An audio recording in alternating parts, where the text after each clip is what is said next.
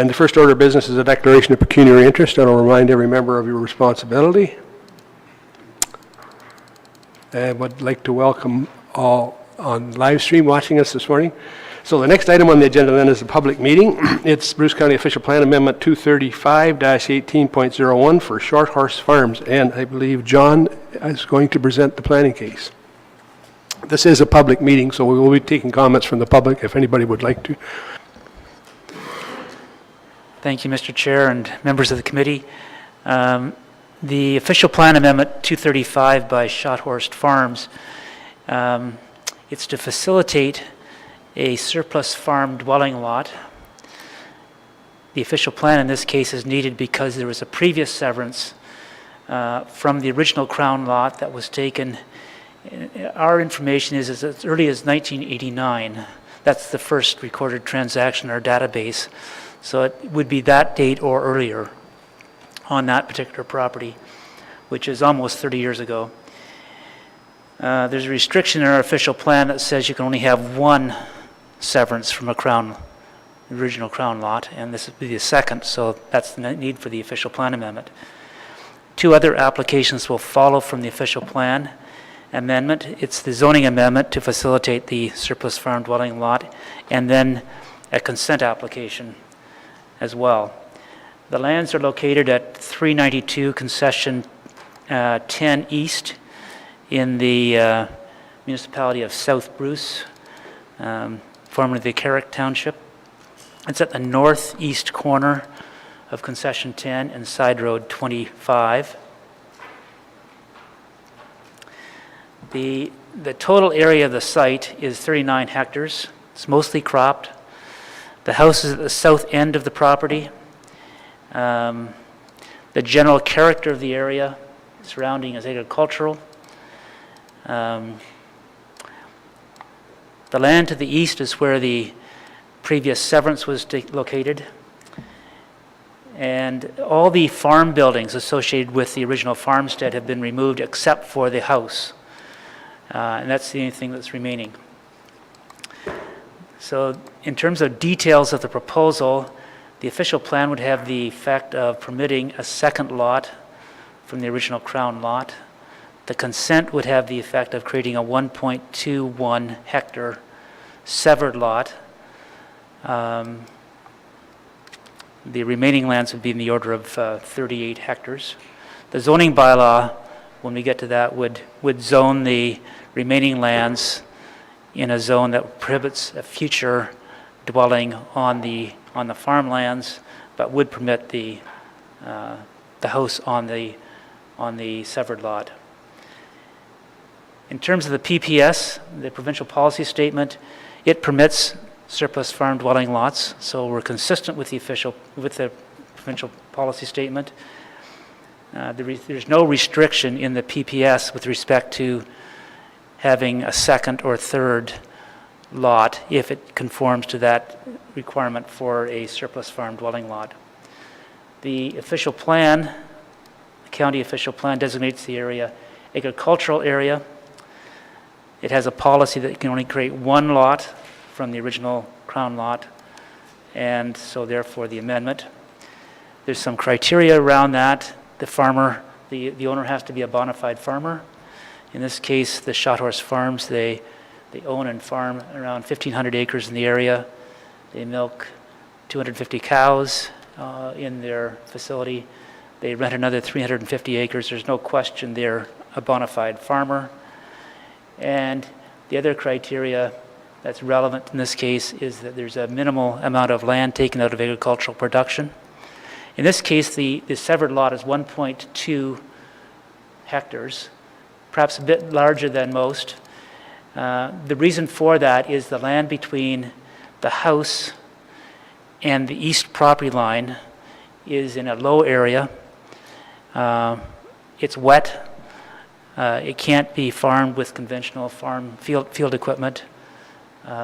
So that's uncultivated land, and that particular pocket of land is going with the severed land.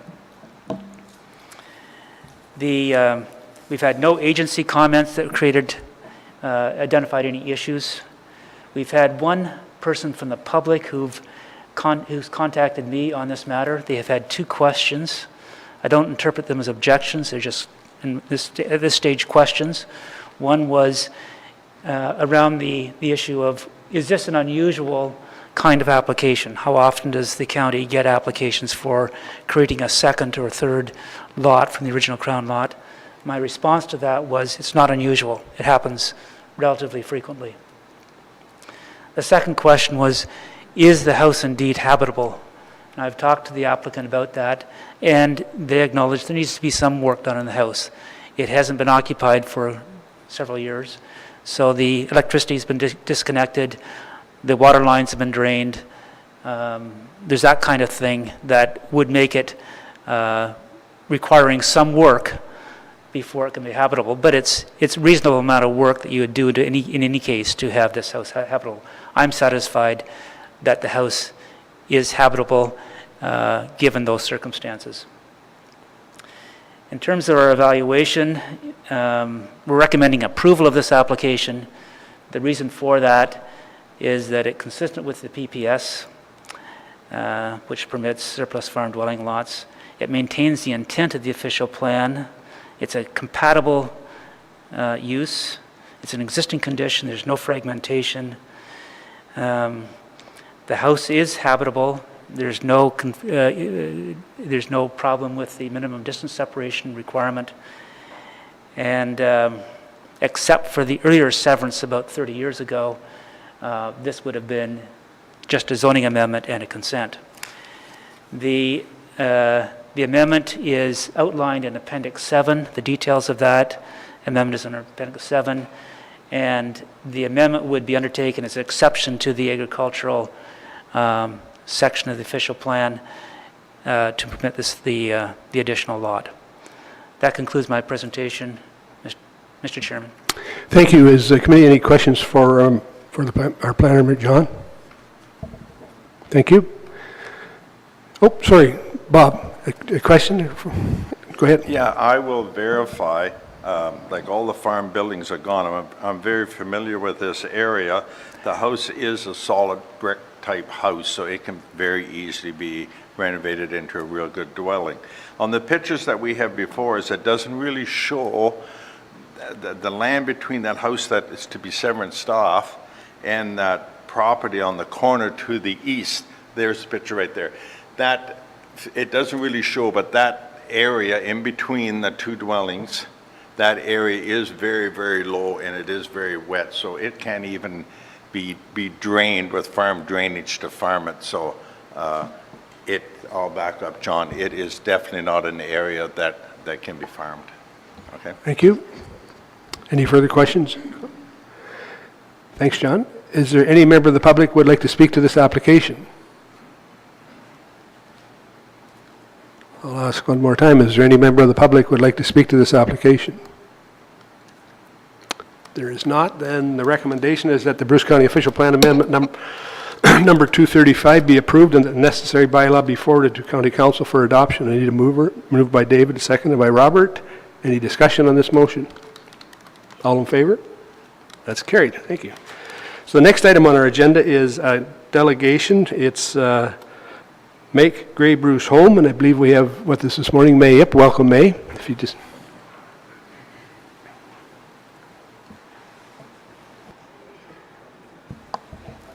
Red is on, right? Okay.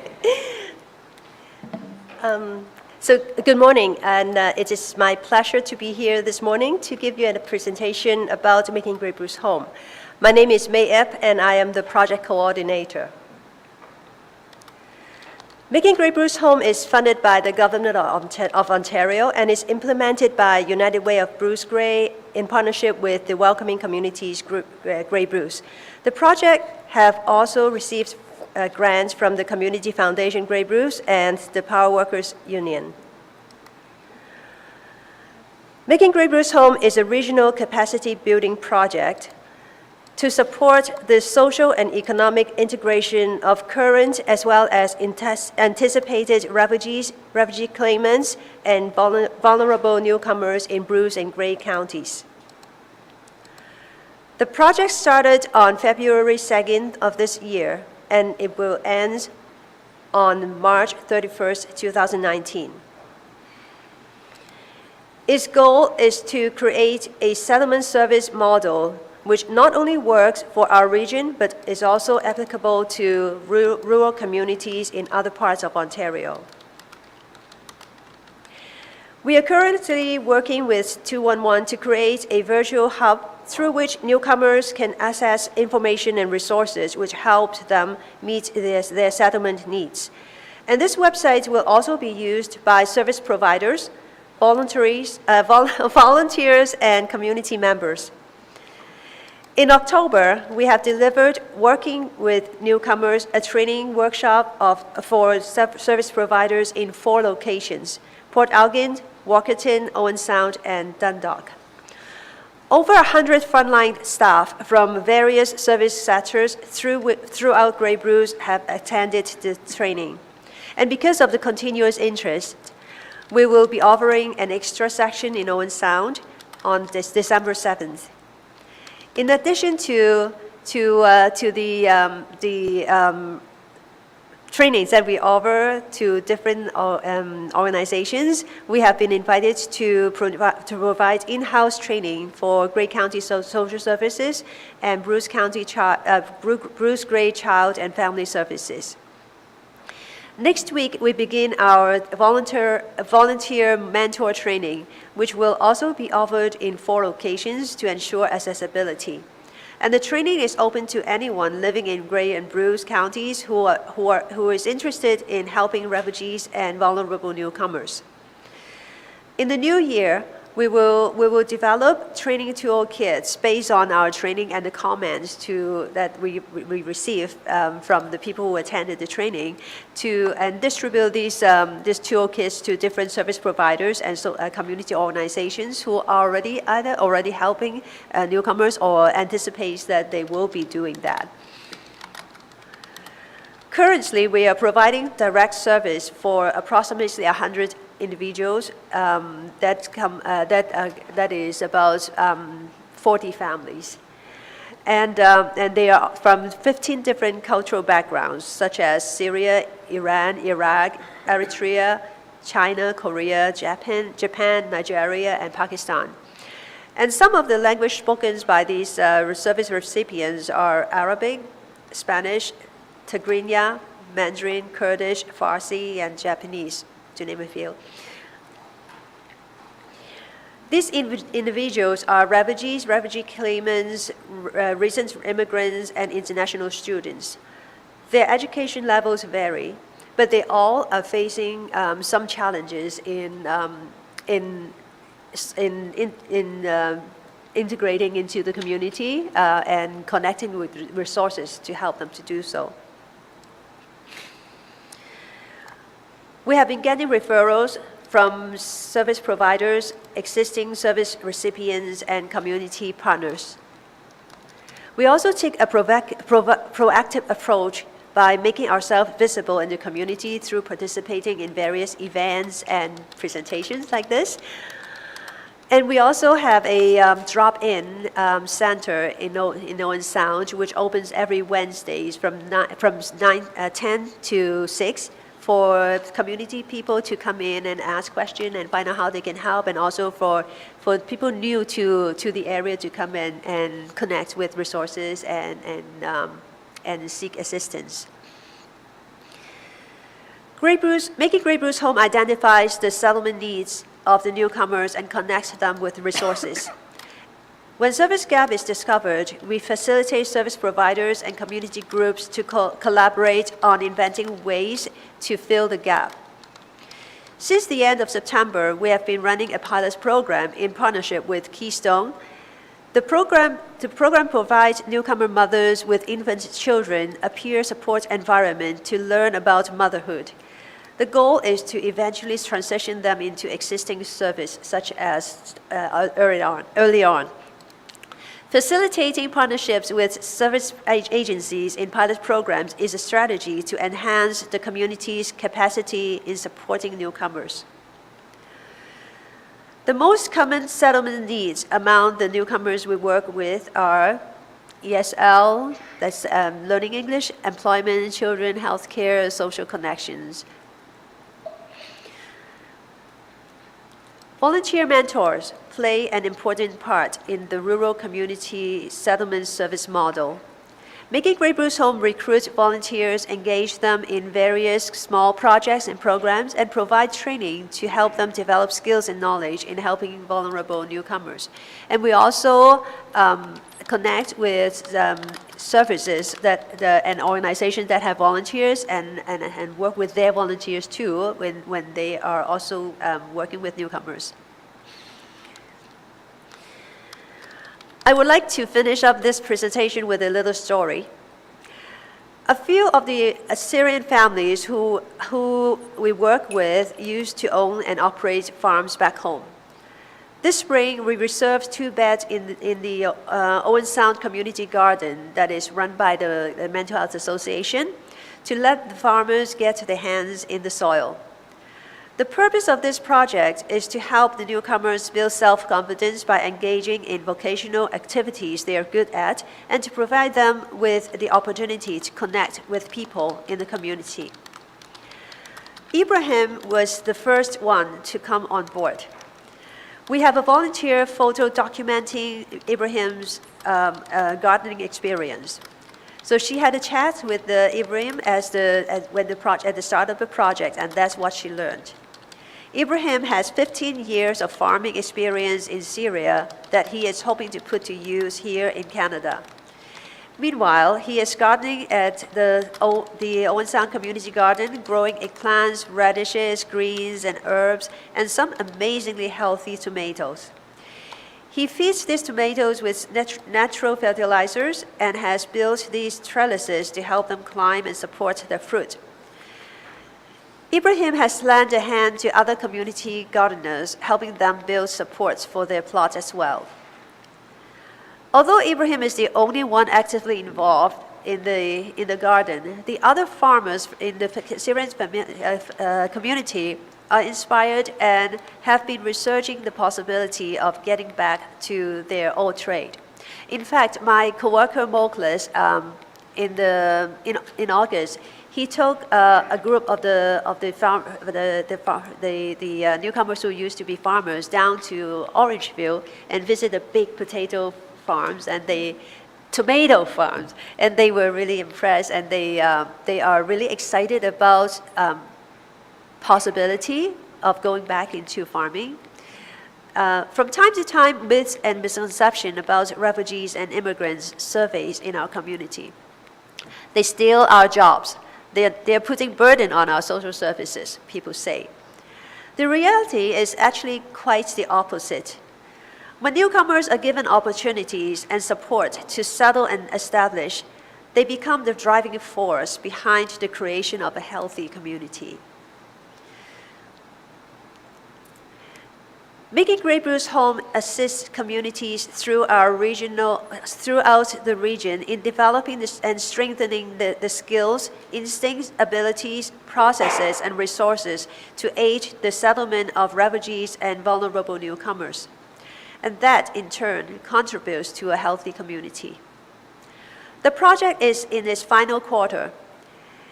As more and more newcomers are moving to Grey Bruce, and service providers are feeling an increasing need to understand how to work with this new addition to our demographics, the project wishes to secure funding and continue our support for newcomers and service providers beyond our lifespan.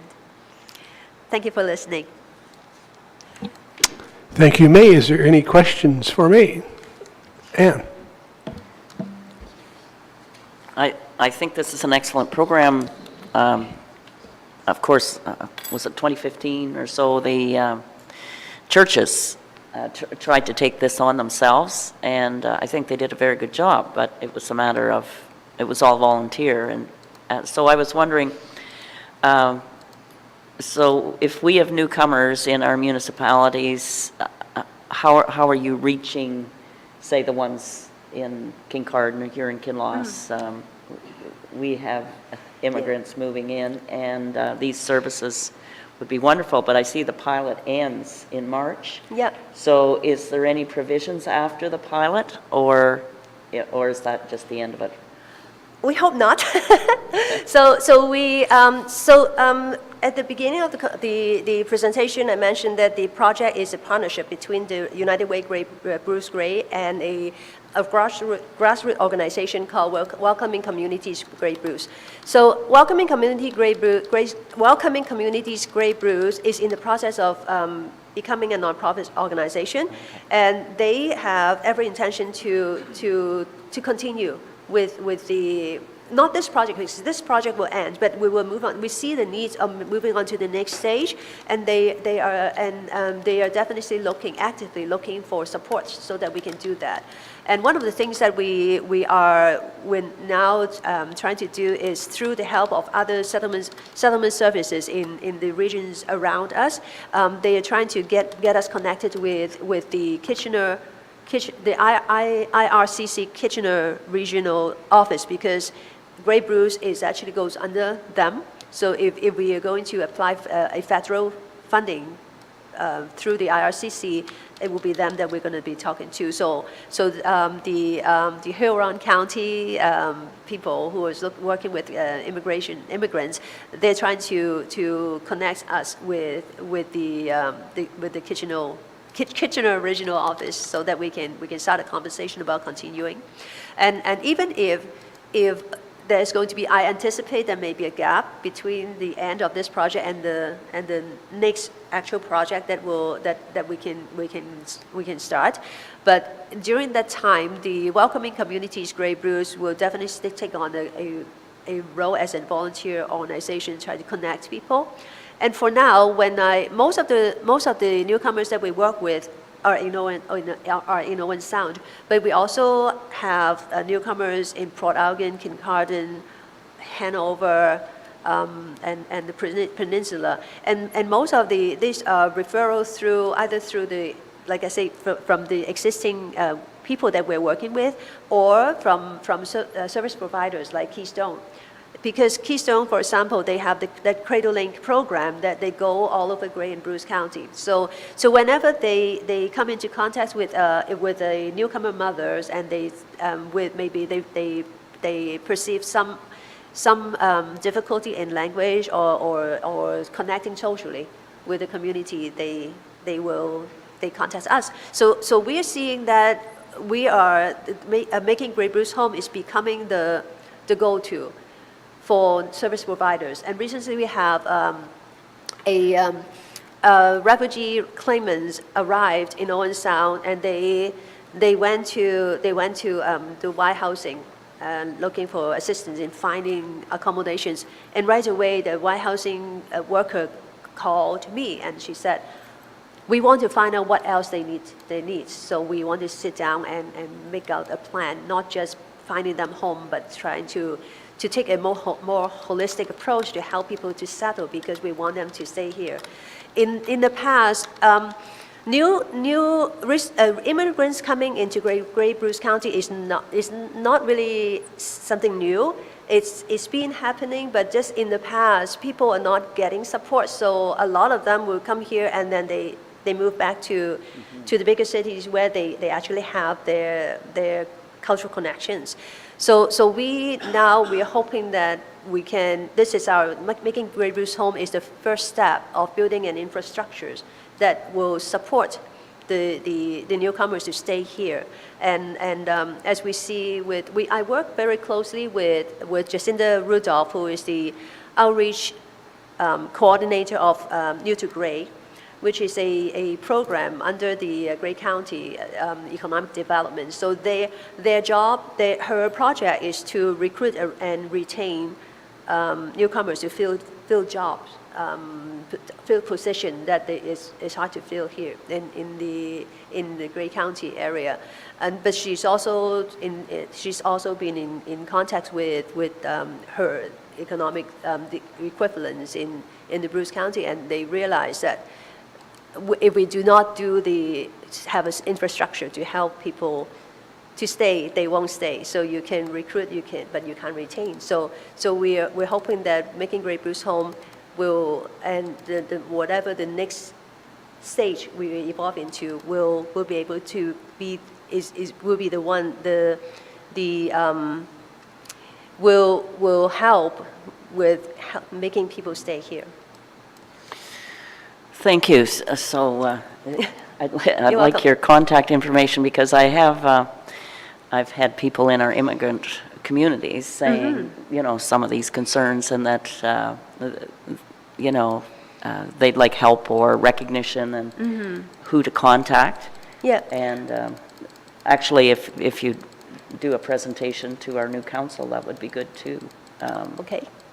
To make our community more aware. And the other thing is that with the service provider training, one of the things that we explore is collaboration between service providers. So the idea is that when a newcomer go to, say, the library, but they are looking for more than just books for their children, and the library staff will be able to connect them right away to other service providers locally, so that they can be looked after and their needs can be met. So this is that is how we help build the capacity of the communities. And even though, I mean, we see that our job is not done in 14 months. There's no way we can finish in 14 months. But eventually, we are hoping that it is not, our settlement service model it's not like, it won't be like in the big city where we have a big center and everybody come there to receive service, because we are so spread out. So we can't have one place for everybody to come to. Instead, we try to equip the communities themselves and the service providers in the communities to help with the newcomers. So that is our role, and to train and to educate. Okay, thank you. Thank you. Any further questions? Thanks very much, Faye. Thank you for having me. Thank you for the work you do. So the next item we have another delegation this morning, and it's Daryl Stock. He's going to present about the Bruce Center of Excellence business plan, and they're from Delight. So if you can just come to the mic, Daryl, and if you've got some members with you, by all means introduce. Perfect. Yeah, I believe we have some printouts here that for the team to follow along there if they'd like. We'll just hand those out. Get Kathy and before we get started.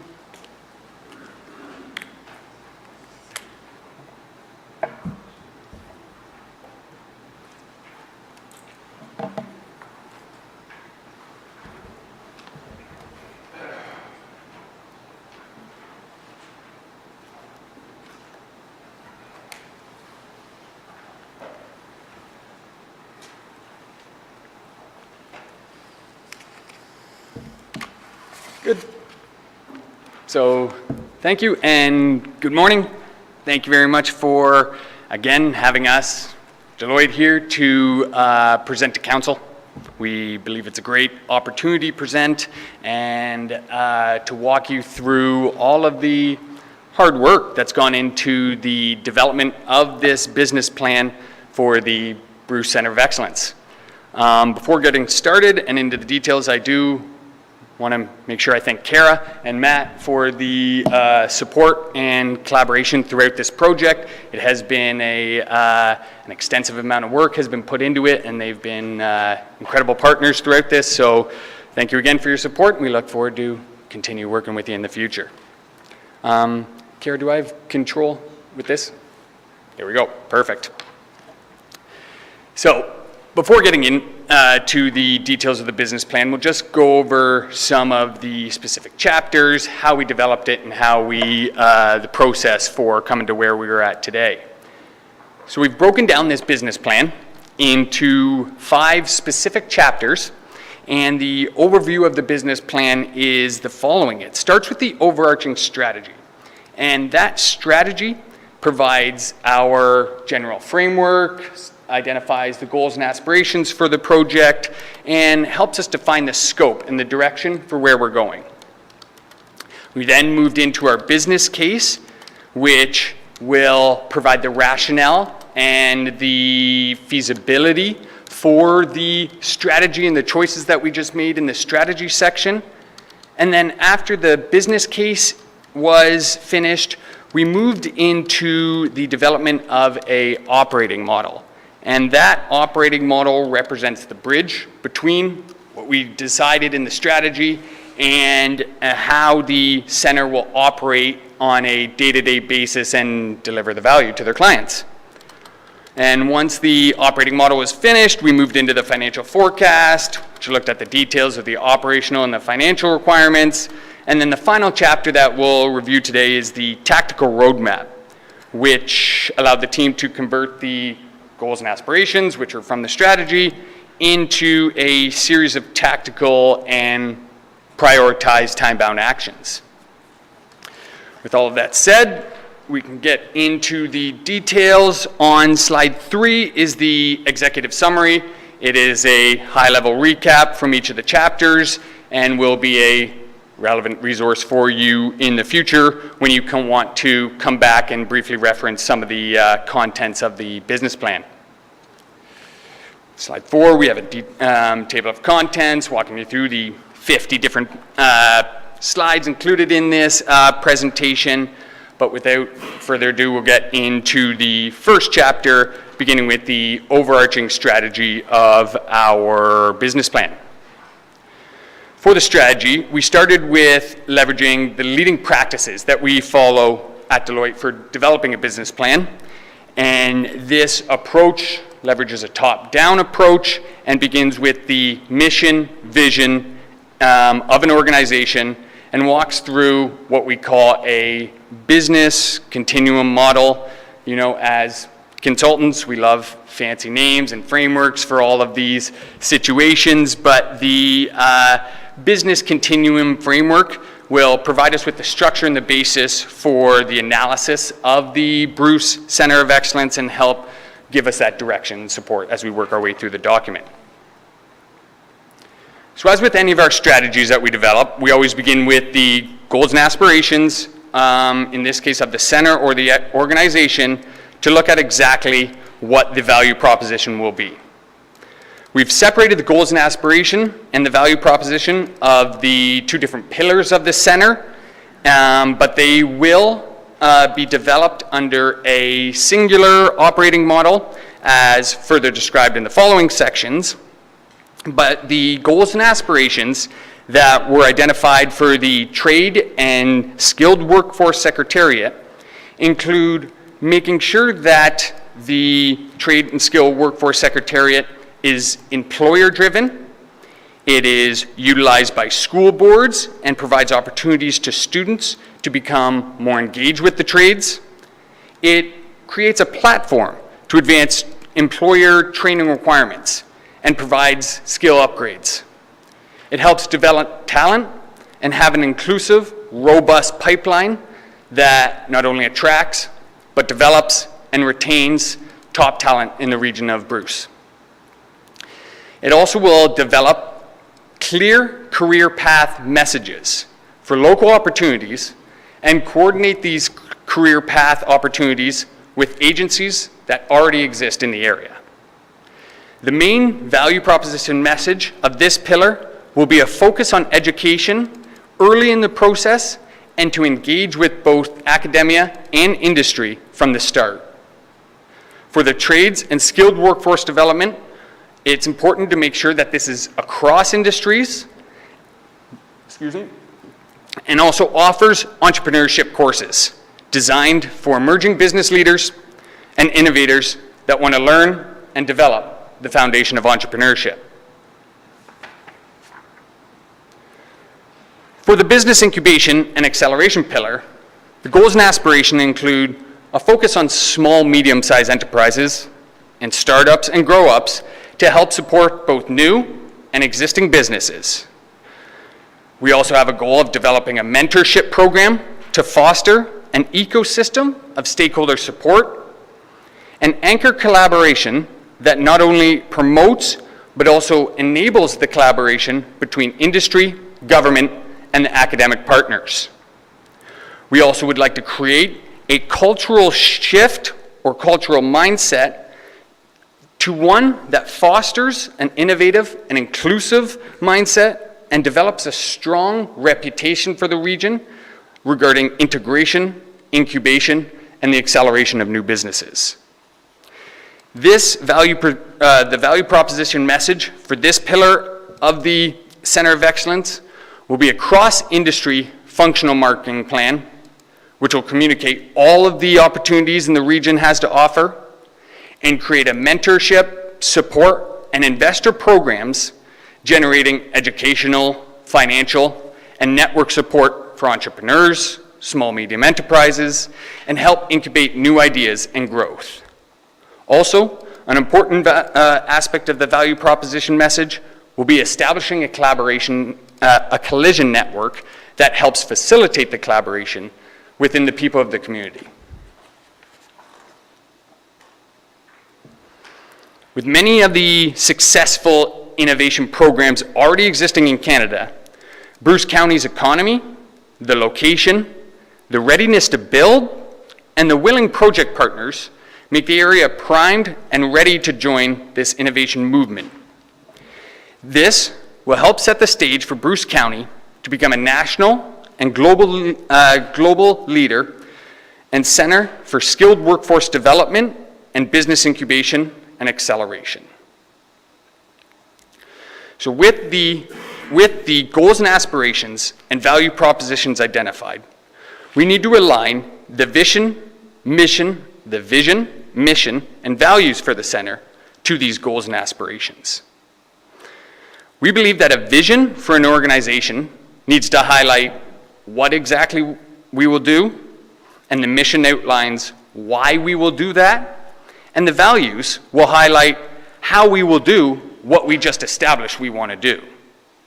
So the vision for the center and the answer to what we do is the following: a centralized platform for skilled workforce development and a driver of small medium enterprise growth and innovation in the energy and environmental sector. And why we will do this, or the mission, is to facilitate collaboration between energy and environmental sectors, government and academia partners in skilled workforce development and business innovation. Some of the key values and the how we will do this include mentorship, collaboration, diversity, research, ideation, and incubation.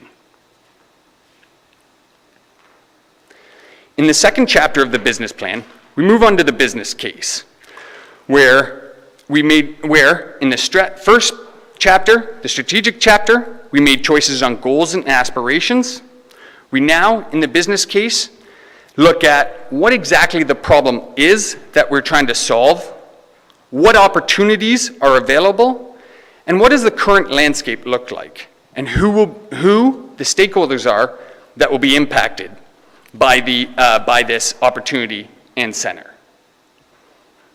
The business case for this chapter was developed using insights from the information of the Mars report developed, also the information and insights from Project Innovate strategy that many of you have seen, as well as additional proprietary research that was done specifically for this project.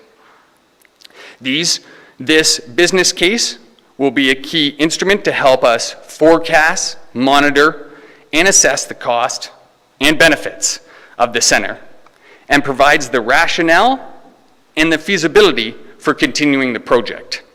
At the end of the business case chapter, we want to ensure that we are confident to move forward into the operating model, financial forecast, and tactical roadmap.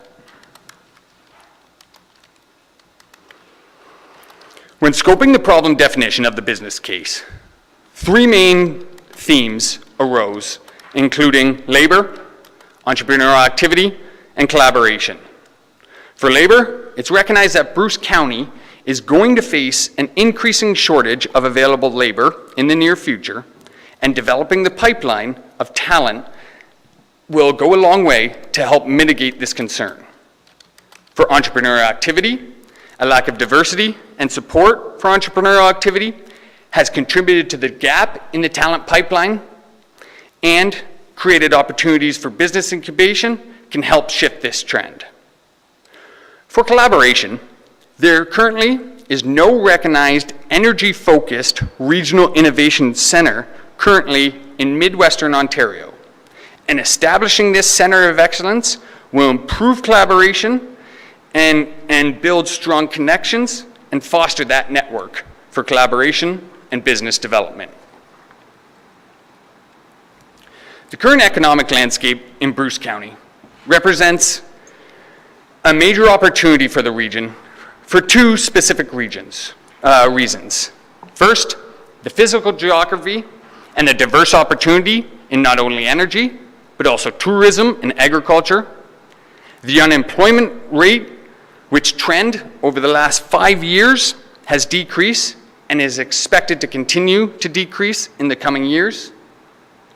The concern that we have with these trends is with regards to the demographics of the region. Despite the increasing population over the last 5 to 10 years, the average age in Bruce County is significantly older than that of the rest of Ontario, indicating a need for youthful injection for sustainable growth of the economy within the area. Reviewing the problem definition and the economic landscape of the region, we have summarized and prioritized what we believe are the main threats and opportunities that the region currently affects here on slide 15. We have also identified the potential impact that each of these opportunities or threats can have. And it is vital that we prioritize them based on the potential impacts so that we can effectively develop a contingency plan or mitigation plan to properly address both the opportunities and threats. Once the opportunity and threats were identified for the region, the key stakeholders that would be directly involved with the center were reviewed in terms of their needs and how will they be impacted by the development of the Bruce Center of Excellence, increased access to skilled workforce, improved integration and collaboration opportunities, and positive economic development are just a few of the impactful benefits that will be shared amongst the key stakeholder groups identified, which are included but not limited to academic institutions, small, medium-sized enterprises, the underrepresented workforce, which includes women, Indigenous communities, and young entrepreneurs, who will all be directly involved with the support and development of the Bruce Center of Excellence. To summarize the business case chapter, we reviewed what the outcomes and the benefits for the center can be and how closely these benefits align with the regional priorities that were developed as part of Project Innovate. As you can see on slide 17, the highlights of the business case and the regional priority initiatives are aligned and provide us with the required confidence to move forward with developing our operating model, financial feasibility study, and tactical roadmap in the subsequent chapters of this business plan. With the choices made in the overarching strategy and the validation provided in the business case, we moved our business plan to an operating model, which is a defined set of capabilities that are required to support the strategy and business case, and the configuration of those capabilities into specific units or functions to help execute the operation of the day-to-day activities of the center.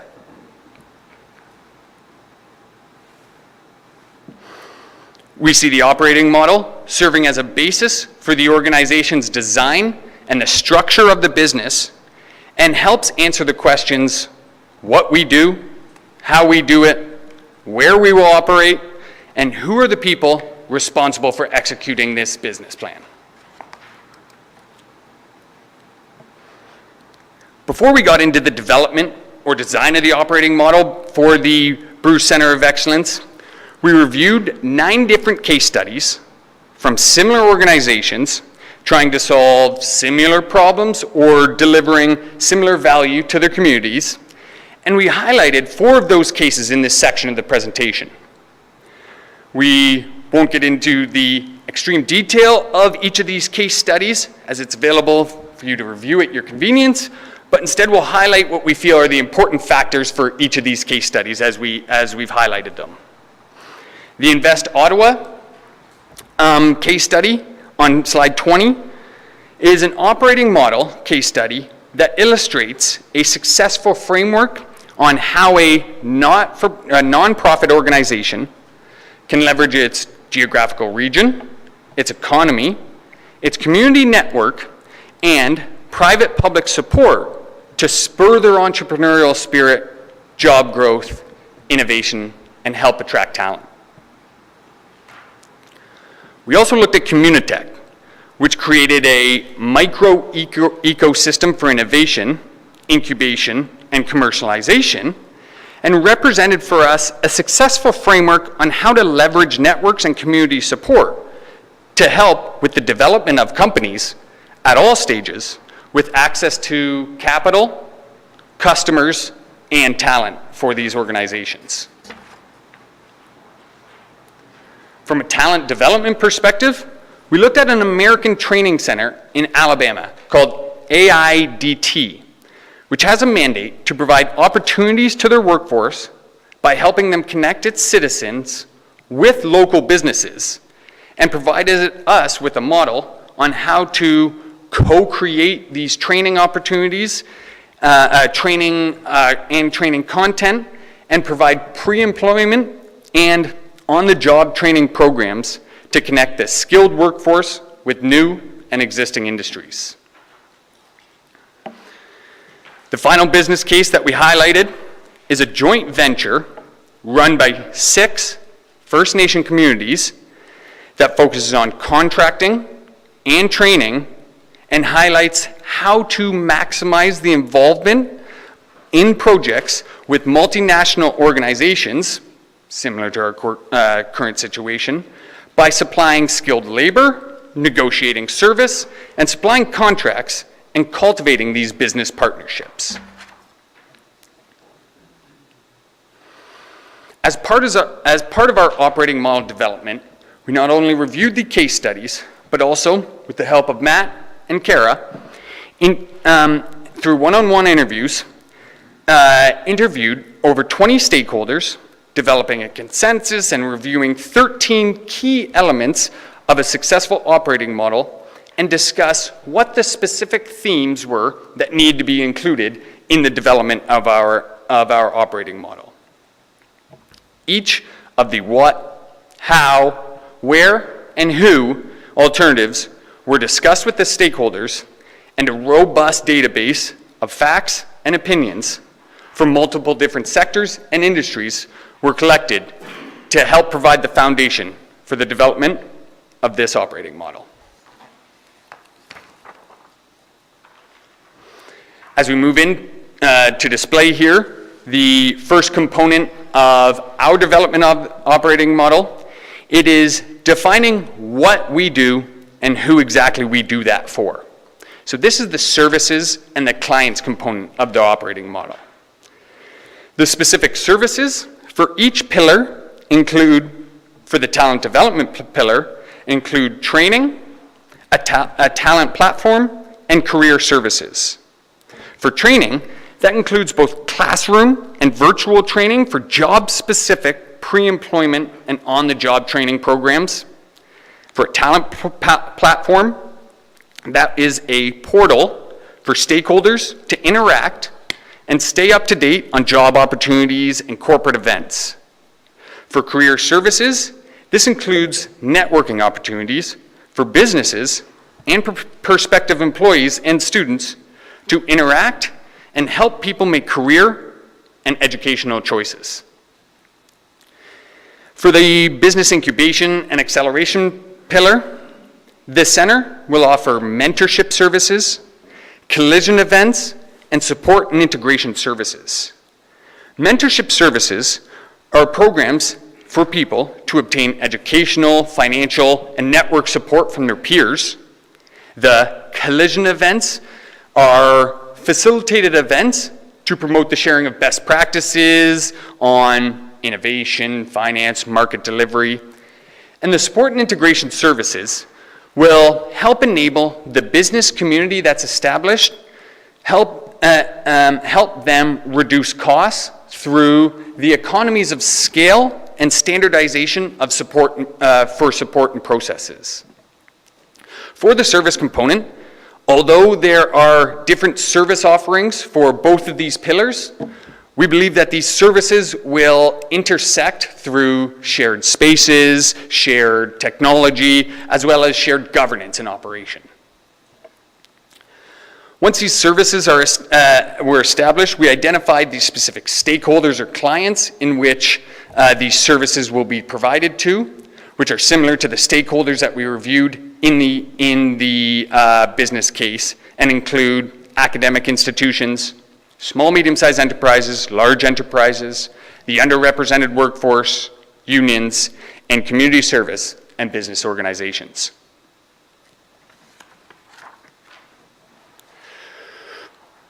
With the services offered identified at the center, we need to establish where the funding will come from to support these service offerings, and how will this funding be used. For the funding aspect, the center will require funding from multiple partners, noting that funding can come in multiple forms, including time, money, and resources. And the 4 sources for funding for the center include public and private sponsorships, private individual sponsorships, academic funding in the form of classroom space or teaching hours, and government funding, which is specifically in terms of grants and incentives from both the provincial and federal level. That funding will be collected and will be used to build specific capabilities in order to deliver these services that we identified to our clients. These specific capabilities that will need to be built are a leadership team that will be supported by competent managers, as well as an operation team to support the day-to-day requirements, the technology to effectively deliver our services, and an execution team to execute the promised services, which includes skilled educators, guidance counselors, and mentors.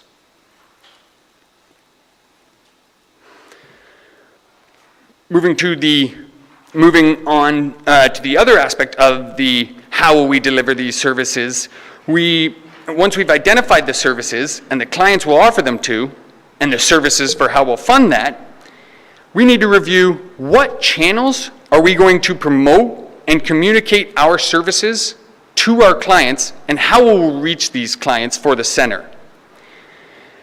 An important aspect of this as well is measuring how will we know if we're doing a good job and we're advancing along the plan that we want to.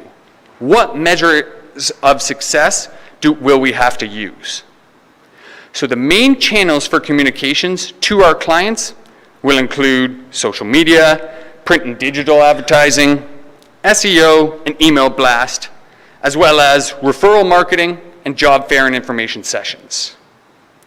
To create this sustainable competitive advantage that we're looking for, it'll be important to track our performance throughout this business plan and through the execution phase of it as well, and using key metrics including number of courses completed, number of community events, number of jobs created and filled, number of sponsors and dollars fundraised, are all examples of potential metrics that can be used to track the performance of this business plan.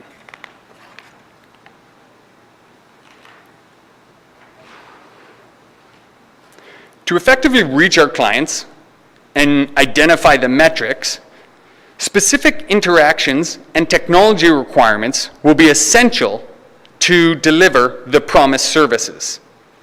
In the operating model, we talk about interactions. This is a key component of the operating model. And this is the opposite of the channel component, which we just discussed, where we asked, how will we interact with our clients? Here, in the interaction components, this talks about how will our clients interact with us? How will they reach the center? For this, we identified 3 different ways, including an online or a self-service portal, a one-on-one opportunities through a customer service help desk, and through group and network collaboration events. For the technology required to deliver these services, we need online training capabilities through a learning management platform. We need a state-of-the-art website and application to enable these client interactions. And it will be important to have a LEED Platinum building design for the center with smart and compatible technology able to use throughout the center. The sourcing component of their operating model refers to the strategy by which capabilities and services will need to be sourced, taking into account the mix of insourcing and outsourcing options available that are currently in the market. And this includes our recruitment of teachers or partnering with a e-learning management system software or outsourcing training opportunities for or to industry specialists. The final component of the where aspect of the operating model is the physical location. This is a topical comment section at the moment, but we have noted that it will be important to partner with surrounding communities for the center and to build a network that utilizes the shared support services, and the Bruce Center of Excellence will need to be conveniently located to serve all the neighboring communities.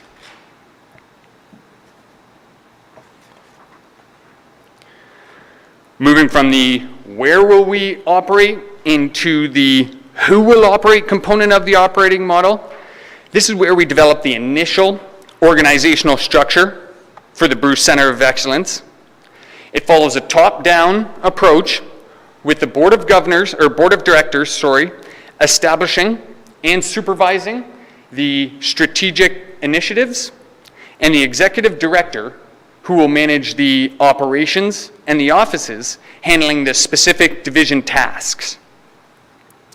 Based on the scale and the capacity requirements, we've developed 2 structures: the initial structure and governance on the left, and on the right is what the organizational structure can look like once the center has scaled and scaled for growth and the requirement or need is there. On slide 31, based on the established structure created on the previous slide, we outlined exactly what the responsibilities will be for each of the roles and how that role will support the overarching operating model.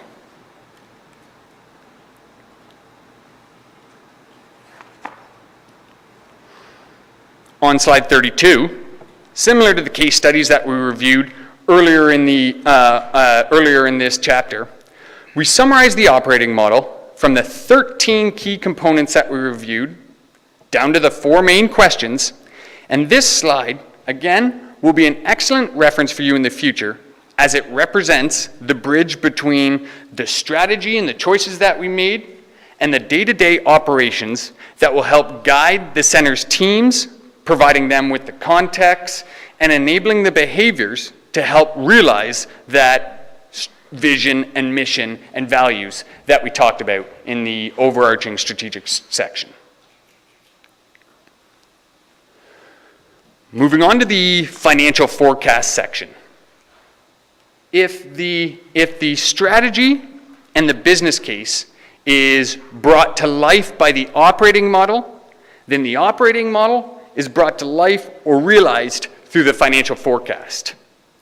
This financial forecast creates a clear path to achieve the organization's goal. This forecast is built using Deloitte's experience with similar operating models and expenses, and incorporating a nonprofit organization structure and the desire of a 50-50 public-private funding distribution, similar to the ones that are found at Communitech and Invest Ottawa today.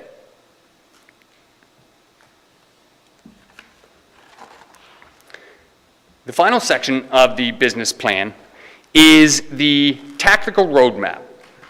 This tactical roadmap has allowed us to convert the established goals and inspirations we started with in the strategy into a series of prioritized and time-bound actions over the coming 2.5 years.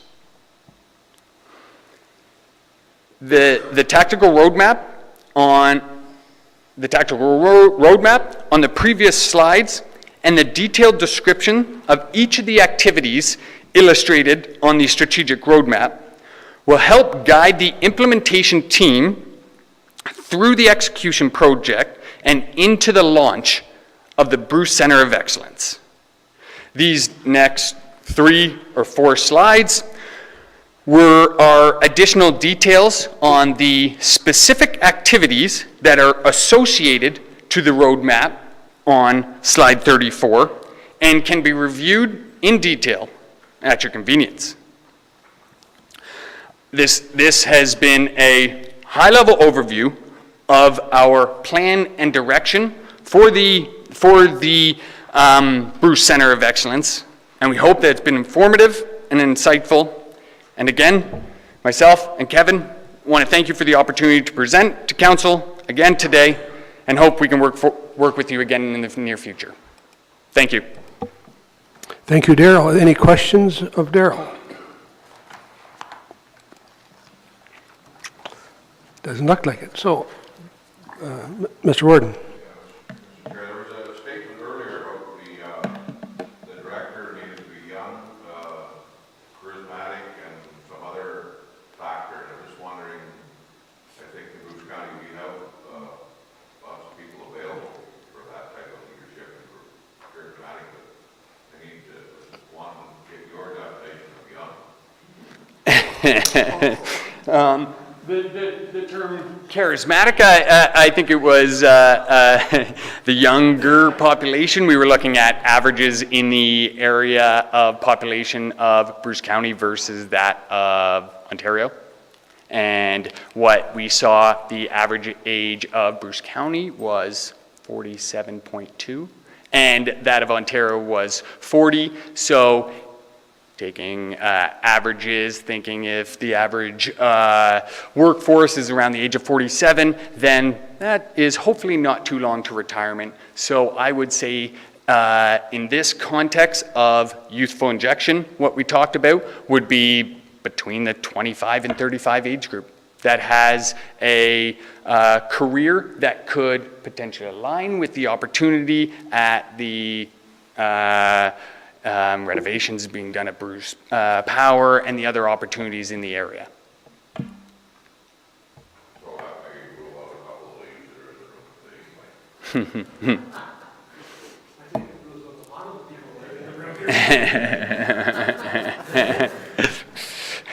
In any case, thanks. Any other questions for Darrell? Thank you very much. Thank you. So the next item on the agenda then is the business plan, and Kara is going to present. Thank you, Mr. Chair. Accompanying the presentation of the business plan today is a staff report that was prepared for your consideration, and I just thought that I would start by taking us back a little bit in history to discuss how we got to the place that we are. And if you'll remember, through both our strategic plan and our economic development strategic plan, in both of those documents, we highlighted a priority on diversifying the economy and business development. Further, through work that we've done and was recently presented to Council through Project Innovate, we really highlighted that this expansion of small, medium enterprises was a goal for the Bruce County region. And when we started working on the piece around the Nuclear Innovation Institute, and we traveled to centers like the Mars, Communitech, and Invest Ottawa, we saw that there was a real link between the research component that was being proposed by Bruce Power with the Nuclear Innovation Institute and business development. That, coupled with the work that we were doing through the Regional Economic Development Partnership with Bruce Power, really highlighted also a need for workforce development, and specifically around skilled trades. We heard that we really needed to have an active role in our region to address those concerns that were coming forward. So both that skilled trade, and it actually evolved when we started working with the stakeholders, where we heard it's a general workforce issue in addition to the skilled trades priority. So that workforce development issue, coupled with that goal of diversifying the economy, is really what led to the development of the business plan that you have in front of you today. There is a typo in my report, and I note that it said early in 2019. It was actually 2018. As an outcome of what we were seeing happen in our economy and what was going on, we applied to the province of Ontario for an Ontario Labour Market Partnership funding. So that's what funded the development of this business plan.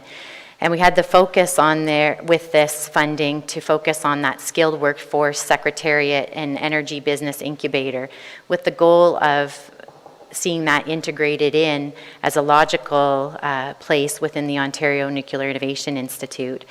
So our goal with preparing the business plan is to really put in place what needs to happen as next steps to forward Bruce County as a potential site, as we note there to be an energy-specific regional innovation centre in Ontario. So the business plan, as Daryl highlighted, focuses on two components of that related to workforce, energy, business incubator, and the work was done to really define those two critical pillars. The report highlights much of what Daryl has gone through this morning in detail for you. The report from staff is recommending that the committee consider adoption of this business plan as the governing plan to advance those two pillars. And by that, we are hoping to forward the business plan once it's adopted to Bruce Power to start the discussion around how it can be integrated into the Nuclear Innovation Institute. And then also with the adoption of the business plan, we'd be well positioned to start investigating the funding opportunities that could support this plan moving forward. So at this time, there's no additional funds or anything related to the business plan. Anything that would come out of it moving forward would be brought forward as another committee report for your consideration. But again, in front of you today is, for your consideration, is the adoption of this business plan. Thank you very much. Thank you, Kara. There is a recommendation. I'll get it on the floor and we'll take some discussion. So it's recommended that the Bruce Centre of Excellence business plan be adopted as Bruce County's position for integration of a skilled workforce secretariat and energy business incubator into the Ontario Nuclear Innovation Institute. Can I have a mover for that? Anne, Paul, Mr. Warden, any discussion on this? Anne? So when you say the Ontario Nuclear Innovation Institute, just so I'm clear, that's Bruce Power's plans for a research institute, totally, like that's part of that. And so it would all be integrated into, as I remember before Kelly saying, like a spoke or hub and spoke model for Bruce County. Okay.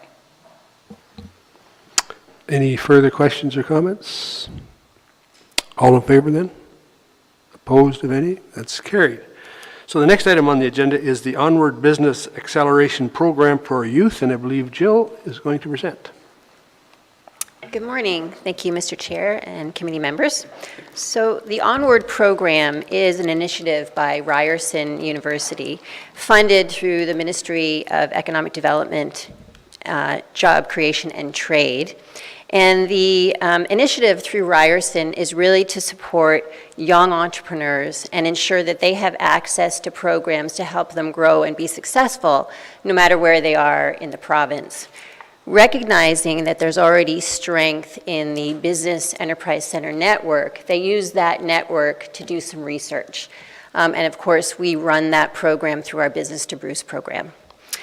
So Ryerson, and many of you may know that Ryerson has a really rich history of developing entrepreneurs, and many of their programs require an entrepreneurship component as part of the graduation from their university. And so they are very dedicated to enriching the journey of young entrepreneurs. So they took a look and did a situational audit around how our young entrepreneurs are supported across the province. And they did find some gaps. And so those gaps were, for the first one that they noted was that there was no common portal to access services or opportunities across the province. So, the internet is great, but it's also very complicated and cumbersome. And so there was no, real one point of contact for them to access services. The other one was the access to incubation services that are specifically geared to youth. And really what incubation is all about is taking an idea that's already been generated and developed, but really working to, just as the name refers to, is really incubating that business and ensuring that the proper connections are being made to really help it grow. So that was lacking for youth. And we say youth because youth are a different market from your more seasoned entrepreneur. They're still learning, they're growing, and so they need specific needs to themselves. The other one was really identifying the high-yield entrepreneurs that with improved industry experts and support that they could really flourish. So these are the enterprises that are already in business and just need, really support to really get them to grow and become successful. So the Onward program is designed to be delivered in partnership with organizations like the county's Business to Bruce support program that have a mandate to support entrepreneurship in their local communities. The partnership with Onward will foster economic development by supporting local entrepreneurs in a greater capacity than is already in place. Specifically, how it addresses these three gaps are through, there's actually 4 programs. I'll speak to the Onward Community Program first. So if the county becomes a community partner, then our entrepreneurs have access to the next 3 programs that I'll describe. One is the Onward Knowledge and Opportunities Portal. So as mentioned, there was a gap that young entrepreneurs weren't able to access opportunities. So this one portal would be a way for them to access anything that either it's a technical difficulty that they were encountering, or maybe it was just finding offices like ours to consult with someone, or maybe it was connecting with a mentor. So this portal would include everything that a growing young business needs. The other one, and our clients would have access to that if we became a partner.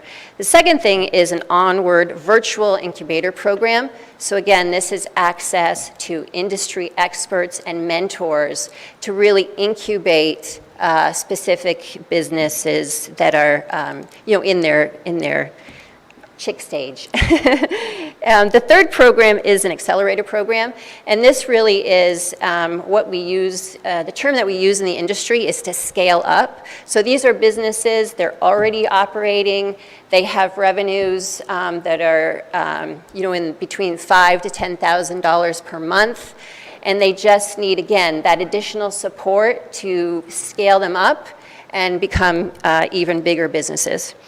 So why is this important to us? Because this will give our clients access to programs that we currently don't have. In order to become a partner, we sign an agreement. There's no financial implication to the county. And so through this report, staff are recommending that we become a partner of the Onward program. Thank you, Jill. So there is a recommendation. I'll read it, and then we'll take some questions. It's recommended that Bruce County enter into a partnership with Ryerson University to deliver the Onward Community Partners Program as outlined, and that the Director of Planning and Development be authorized to sign the Memorandum of Understanding with Ryerson University. I have a mover and a seconder for that. Milt and Robert, any questions? How did this initiative get started? Is this something that's out there and you people investigated it? Is that how it started, Jill? How did it get started with us? Yeah. They approached us. What did they? They've actually approached all of the business enterprise centers in Ontario. Oh, okay. And they're looking for, I think they want to have at least 10 partners throughout the province. Yeah. Thank you. Any further questions? All in favor? Sandy, that's carried. So the next item then, again, is an action item. Don't go away. It's an Ontario Tourism I Innovation Lab. decided to just stay up here. Yeah, go ahead. Jill's going to present again. Thank you. So the Ontario Tourism Innovation Lab is a nonprofit initiative created to find, foster, and support new tourism experiences, product ideas, and collaborative partnerships to build a really strong community of tourism innovators, idea makers, and entrepreneurs. The Ontario Innovation Lab is actually a new initiative launched just last year in Windsor. And already since it was launched, it's already having some success in the region. And the purpose of the program is really to instigate creative entrepreneurial thinking to expand tourism offerings in order to motivate people to come, stay, and spend more. We know that today's visitor is much more savvy and is looking for experiential activities to do when they go on a trip. So yes, they want to go lie at the beach, they want to go hiking, but they also want to do activities that are locally formed. You know, it's finding those niche things to do in any particular area, and they really want to experience the area. So this program generates that idea, being creative and thinking through what are potential ideas to create really innovative ideas around the tourism market. The way that the program works on the ground is that it is an award program, so applications are accepted. The kind of the neat thing about this is that this is really around generating ideas. So the application is an idea. It's not a developed business. It's an idea. I love it because we don't often focus very much on programs that address ideas. People will come to our office and they'll talk with our consultants about certain ideas, but they usually already have an idea, and we work through that idea to kind of tweak it and make it better. But this is really making people think and be creative, and the application specifically seeks that idea. So if they are successful, they get 3 months of mentorship that is geared to that specific idea. And they also have a $3,000 grant, and that goes towards developing that idea. Again, where in most grant programs, it's the grants usually go towards startup costs, things like that. This is much more flexible in that it could go towards a sabbatical of research or whatever is specific to that specific idea. And then the other thing is that they get access to a support network of other tourism operators, entrepreneurs, and leaders, because as we know, entrepreneurs really want to talk to entrepreneurs. I always say that economic development officers are really connectors, so we put people together, but when they get together, that's where the real work happens. And then the other thing is that through this program, they will be able to access other resources and supports provided through this partnership. The benefits to us is that we can lead tourism innovation from a regional perspective.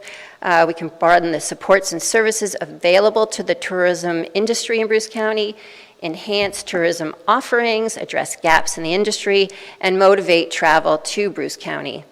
Additionally, we can utilize a regionally branded Ontario Tourism Innovation logo and collateral, that all comes with the partnership, and participate as a regional member of the Ontario Tourism Innovations Roundtable. Since this is a pilot program, and they're looking for additional partners, the program, since it's in its infancy stages, is really continuing to develop. So we get to have our say in the development of the program and make sure that it's applicable to our entrepreneurs. So what we're proposing is that we have a pilot Bruce County Tourism Innovation Lab. We're proposing that that happen in our Peninsula Hub. One of the reasons is that we know we have some obstacles or opportunities in the peninsula that we think this Tourism Innovation Lab can address. So some of those things are the heavy traffic in the peninsula, at the park, the grotto. What we need to have happen is spreading people around the area. And we think that instead of trying to figure that out completely by ourselves, let's have entrepreneurs do it. If you're familiar with the hackathon sort of scenario, it's kind of like that. We'd like to create specific criteria around the application and see if we can get some really good ideas to improve the tourism opportunities in the peninsula. Now, that's not to say that we wouldn't have ideas come from other areas. We just think that's a really great opportunity for us to focus there. And through that, so our Wyerton Hub would be kind of the headquarters. We would have signage, et cetera.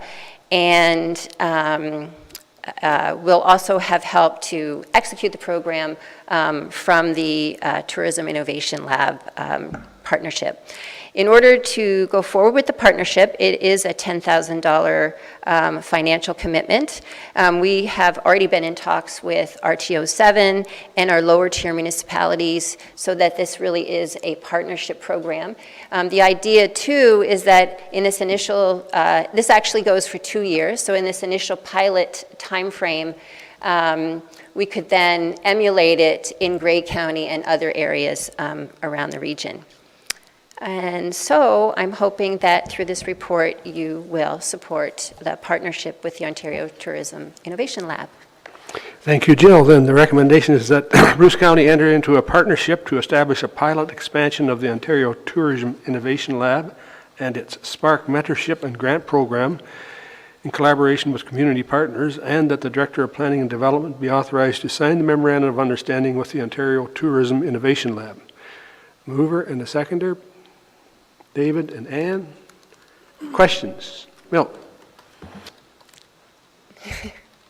Yeah, Jill, I think this idea fits nicely with where we are right now on the peninsula with the 2031 consulting report that we have on sustainable tourism, and I think this really fits well. So I really support this idea. Any further questions or comments? All in favor of the recommendation? Opposed? That's carried. The next action item on the agenda is City Works project budget, and I believe Jack is going to present. Good morning, committee. This report is about a software tool that we're looking to use for our planning applications. We're currently using a database application that was developed in-house a number of years ago. There were some constraints to its functionality, and we haven't been able to enhance that program. We were looking at it, but together with trying to bring it in with Office 365, it seemed like an off-the-shelf solution was a better way to go. And we did a bunch of research and found one solution that will work for us. It's the CityWorks PLL solution from the Azteca Corporation. And this is a GIS-based file and workflow management system. It's supported by Esri, which is the GIS, Geographic Information System platform used by the county. And before we get started with the project, we need to do some work on our computer system and the way that we run information through all of the servers so that it can work better currently, run our current mapping software better, and also so it can handle the additional computing loads. As a result of that, this project is anticipated to start this year, but the expenses will be incurred in 2019, and so the request is to authorize the project expenses for 2019, and the numbers are there, $43,229 of the total project cost of $98,335. Of which the balance is proposed in the 2019 budget. Thank you, Jack. The recommendation is that the request to authorize $43,229 towards 2019 City Works project expenses be approved. Mover and seconder. Milt? Paul? Any discussion? Paul? Mr. Warden? A little bit unclear on the math there. So the total project is 98,000. You want to get started on, I guess, yet this month in December in 2018, that you need 43.2 to come out of the 2019 budget. But, so the other 55,000 is also out of the 2019 budget, if I read this correctly, plus, and then 2020, you'll have a 20,000 a year licensing. So, unless I didn't understand your explanation, really it's a $98,000 pre-budget approval is what's being requested here today, and I don't think I know moved to second the motion to get it on the floor, but I think this needs to be deferred until the 2019 budget deliberations. So just in response to that question, what we're asking for today is we currently have $43,229 in our existing 2018 budget that we'd like to apply to the total project cost of $98,335. So the additional, you're right, the additional dollars sought, which is the $55,106, will be discussed through the 2019 budget deliberations. But we just wanted to acknowledge that the carryover from the 2018 could apply to that project in 2019. Okay, any further questions or comments? Ann? Sorry. So basically, you're just asking that money be carried over, and then the rest will be decided whether we actually go ahead in 2019. Okay. Did you? So we are planning on starting though in 18 yet? The work that will begin in 2018 is sort of the preparatory work that we already have the budget for, but we will have that remaining dollars in our budget that we have already set aside in 2018. So there is some preparation work that's already been begun. We will have unspent in that account, and we're hoping the unspent can carry forward to and apply to the 2019 costs. But you're still going to have the 43 to carry over? That's right, yes. After the preparatory work? That's right, yeah.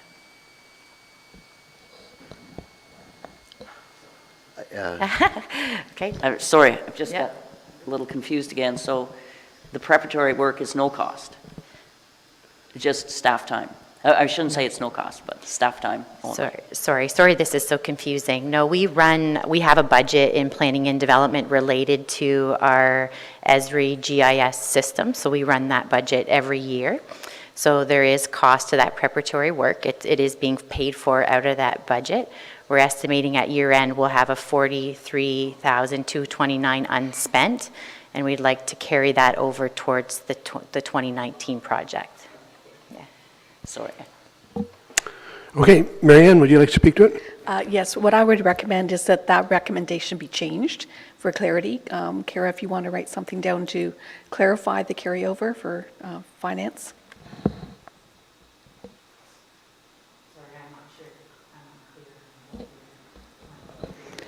I think it just needs to be amended to request the carryover.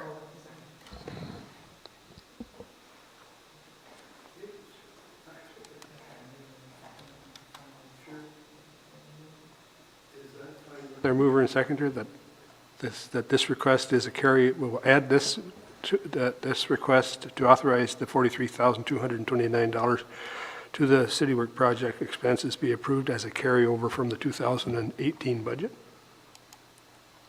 Yeah, I'm okay with the word change, Okay. Any further discussion or questions on this motion as amendment then? Paul, go ahead. Well, that clarifies that, but it's still a $55,000 pre-budget approval. Like, there's no sense spending the 43 if you haven't got the 55, so you need 98,000 to complete the project. You've got 43 that you can carry over into 2019, but they need another 55,000 in 2019.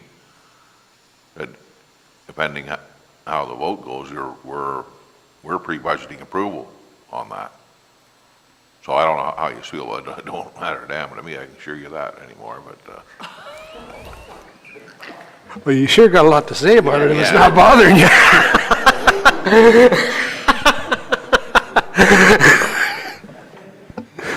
Yeah, Well- I am a little bit confused on this. If we carry this 43, 229 over, and then when we do our budget for 2019, and we decide that we are not going to go forward with the 98,335 total costs, what happens to that 43,000 that we're going to carry over? Not being the treasurer of the county, but my assumption would be that it still remain in that account, and that at year end, it would be a surplus that would be returned back to the county. So we would end up with that 43,229 right now, which would be, is showing as a surplus in the planning and development budget. Instead of it being returned, we're asking, could it be applied to this project? And yes, we will still have to discuss the $55,000 as part of the 2019 budget. If it didn't move forward, that 43,000 would still be in a surplus situation to the county.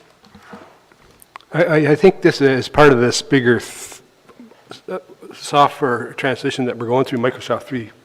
You're going to see that in all kinds of these, and we do this historically of, 3 and 4 and 5 year budget, and you've started this implementation for, what is it, Bruce Works, I guess we call it.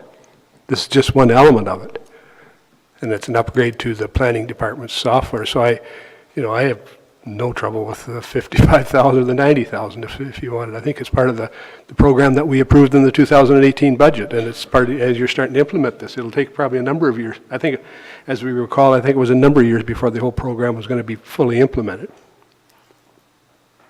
So anyway, that's my comment. Any other comments?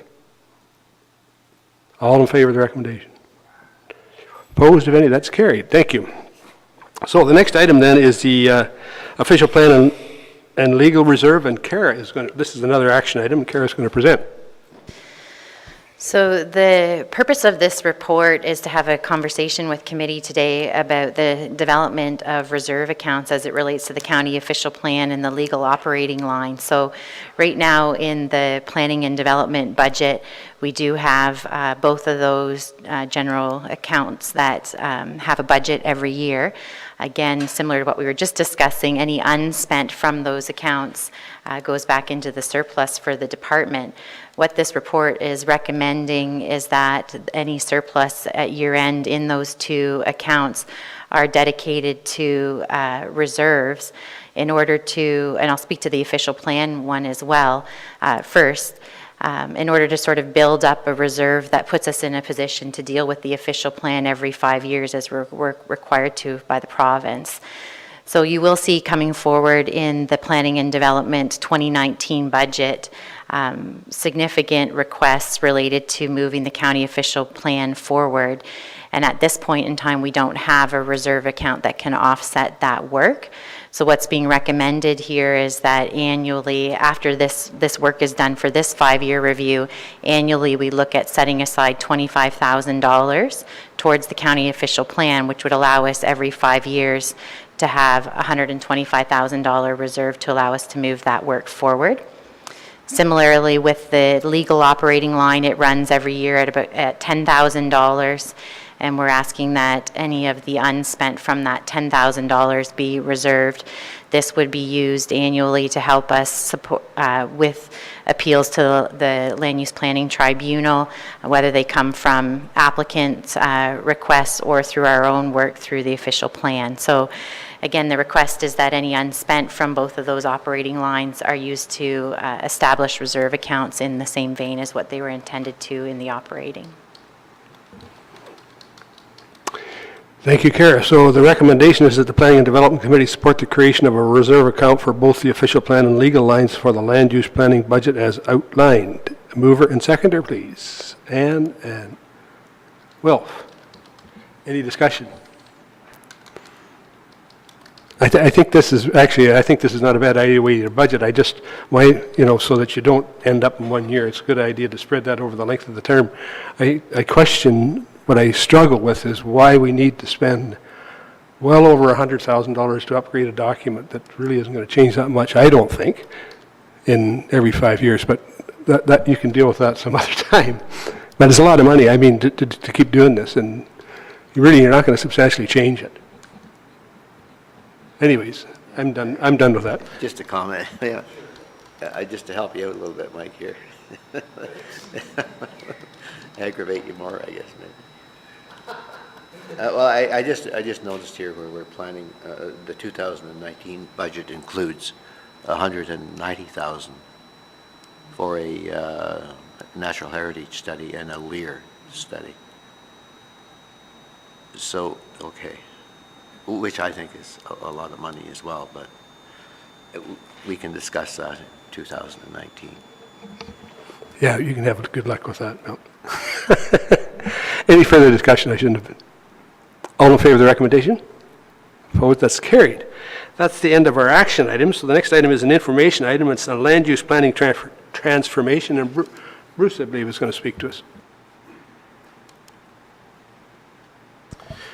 Good morning. We've been coming back to you almost monthly with these reports related to the land use planning transformation, updating you as we go along with information.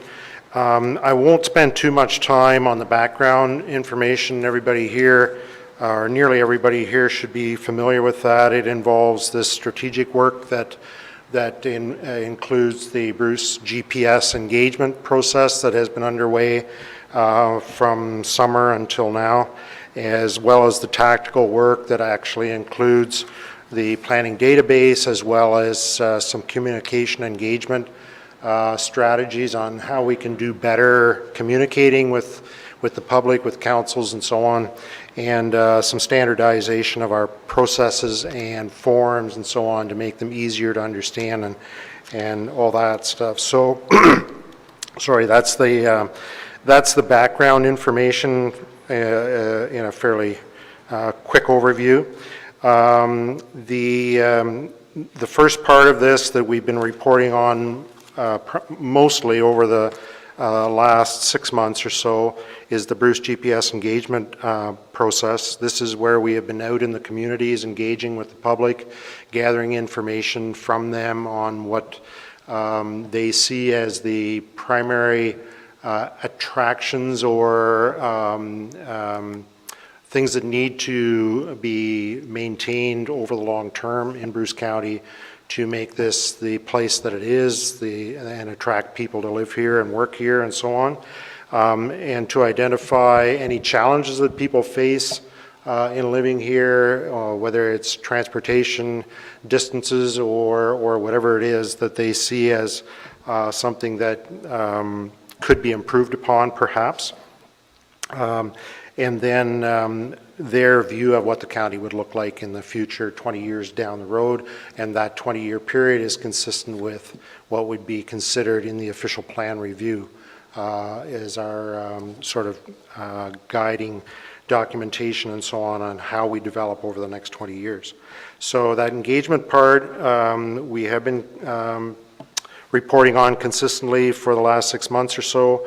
What's been going on or what has occurred up until the time of this report is that our pop-up engagement stuff, the things where we were going out to fall fairs and community events throughout August and September is essentially wrapped up now, and we have recently in the last couple of weeks been going through stakeholder workshops, 4 of those throughout the county, to engage with stakeholders in the communities that range all the way from the plover lovers of Sable Beach, for example, or the farming communities, or the environmental groups that we have throughout the area, and trying to understand from them what their interests are and needs and so on are as well.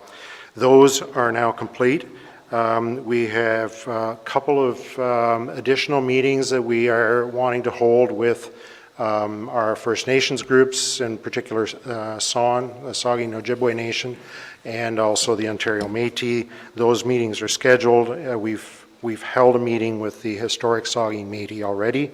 and that was a good meeting between us and themselves.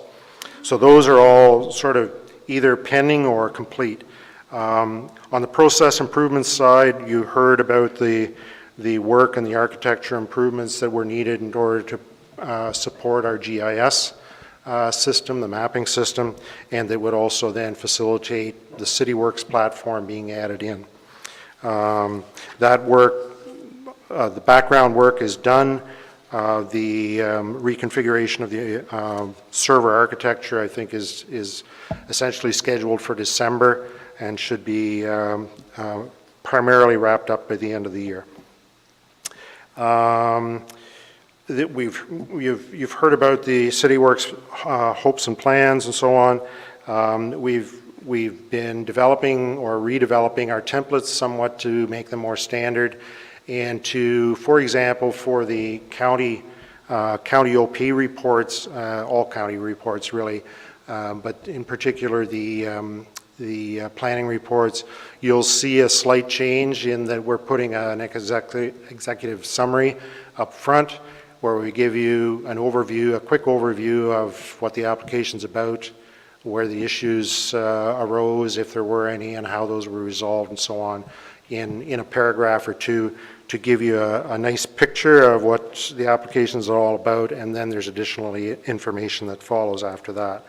That way you get, by reading one page, you get a pretty good summary of what you need to consider when making decisions.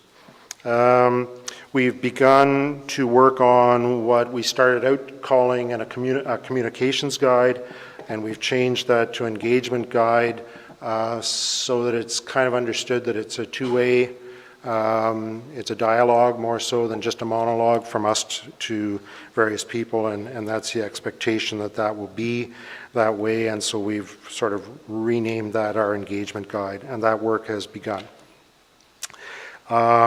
Upcoming activities for the remainder of 2019 and into, 18 and into 2019. And on the engagement side, there's an error in this report that I noticed in going through it just before the meeting here. And that is that in December, it mentions the first bullet point under the Bruce County engagement section is that our consultants will prepare a draft Bruce GPS Users Guide in December. In fact, that's not correct. That's what's going to happen in the early part of 2019. What they will be delivering or producing is a report on all of the engagement work that we've done, all the input that we've received.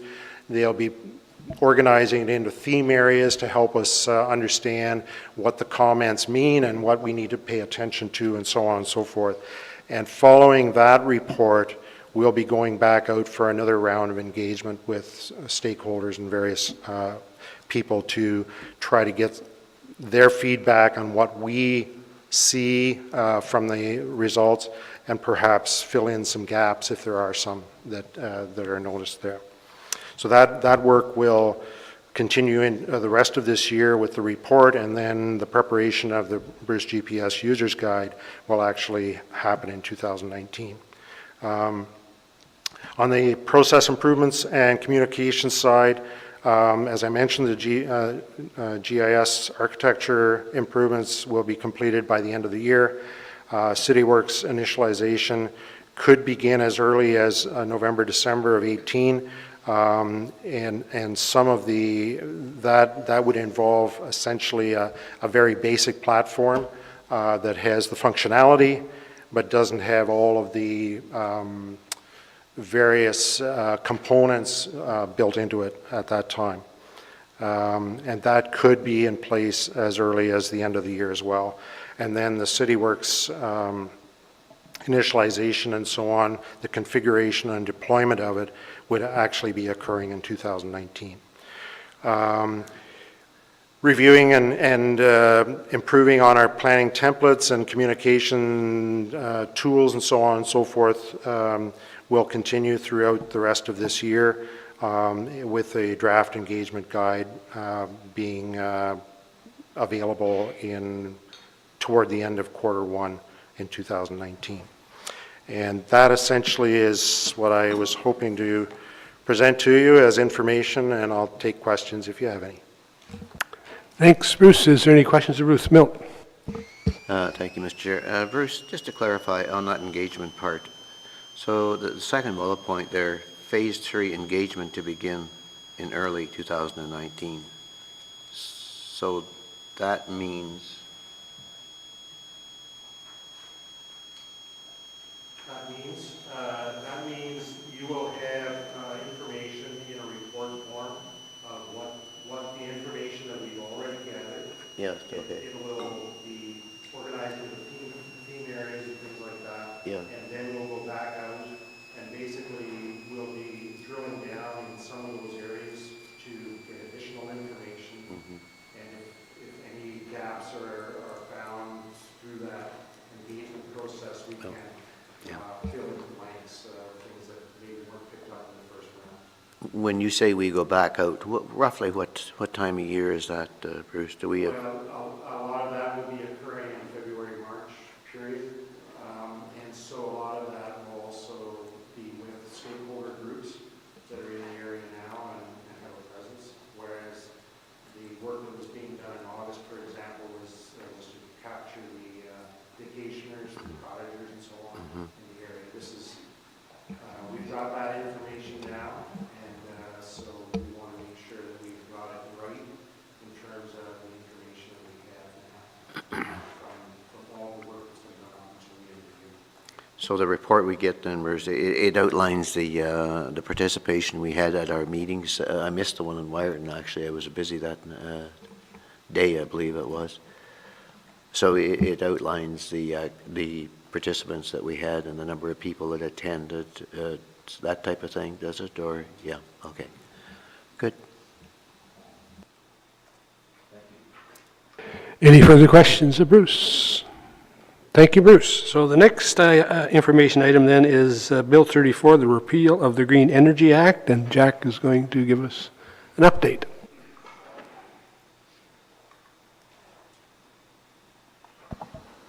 Okay, so as you may have heard or read in this, the province has announced a bill to repeal the Green Energy Act and amend a whole bunch of other acts that are kind of knock-on effects of repealing the Green Energy Act.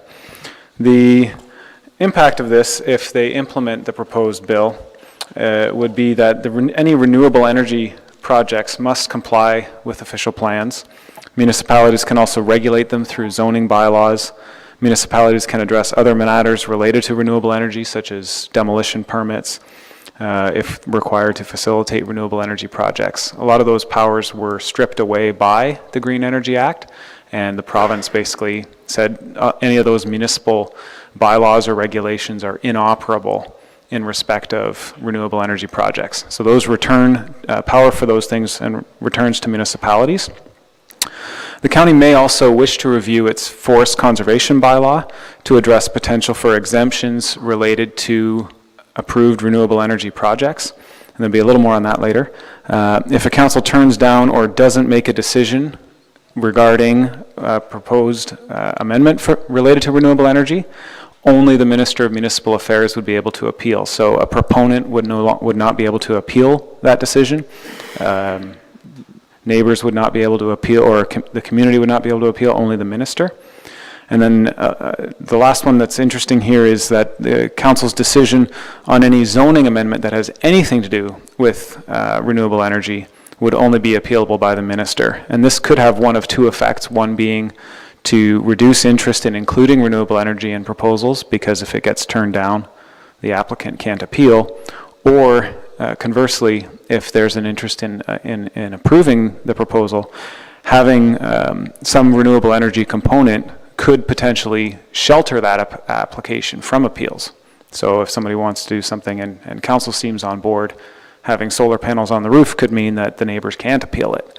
So just an interesting potential outcome of this legislation that would have to be seen if it comes into effect. Also, some of the ability to make long-term agreements for having a renewable energy facility, like a company installing a facility on somebody else's property, would require, or wouldn't be exempt from subdivision or part lot control. So it could require planning approval for an agreement that's longer than 21 years. They've, through this change, they're proposing to move a bunch of authorities that were in the Green Energy Act into the Electricity Act, which is where some of them were previously. So they said you can, this is the Electricity Act used to provide authorities, then the Green Energy Act provided those authorities, now they go back to the Electricity Act. They also are, some of the things that were in the Green Energy Act but don't get put back into other pieces of legislation include opportunities for the Lieutenant Governor and Council to require public agencies to consider energy conservation and efficiency in acquisitions of goods and services and capital investments, some transaction or agreement opportunities for the Minister of Energy, some of the guiding principles for reporting energy use, emissions, water use, efficiency, etc. Potential for directives for government facilities, a renewable energy facilitation office, and also the role of a renewable energy facilitator. There is some transitional things so that if a project is currently in the works and the repeal is enacted, you know, that it's not affected. But the province has also included a number of clauses that say that if this affects you in a bad way, you can't make any claims against the province. So they've indemnified themselves of any legal claims. When we look at the county's official plan, and this is where the forest conservation bylaw comes back in, is one element of this. The plan does support energy efficiency and conservation in its various goals and objectives. At one time, there were policies related to wind energy. Those were removed by the Ministry of Municipal Affairs in 2010 because the Green Energy Act made them inoperable.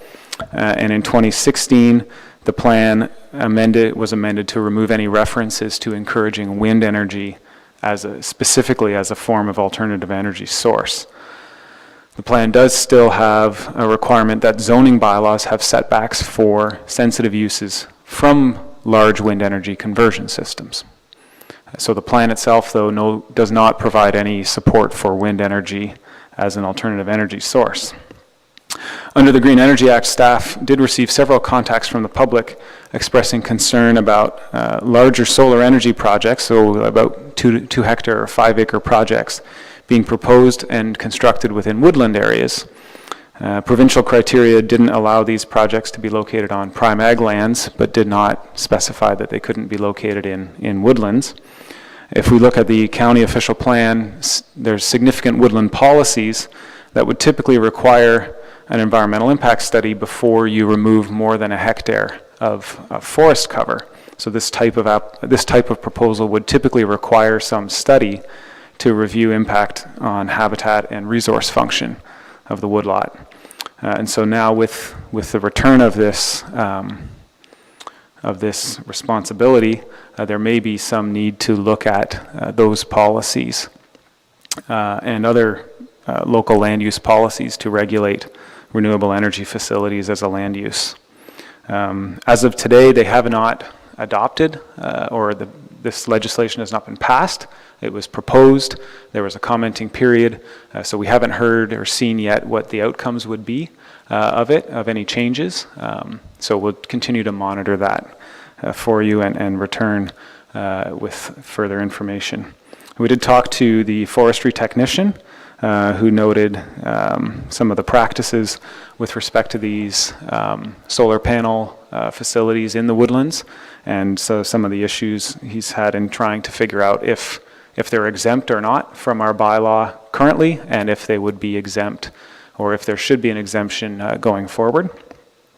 We also reviewed with the purchasing manager that some of the reporting requirements that were established under the Green Energy Act may be reduced or eliminated from the perspective of that office and the things that it has to do and report on.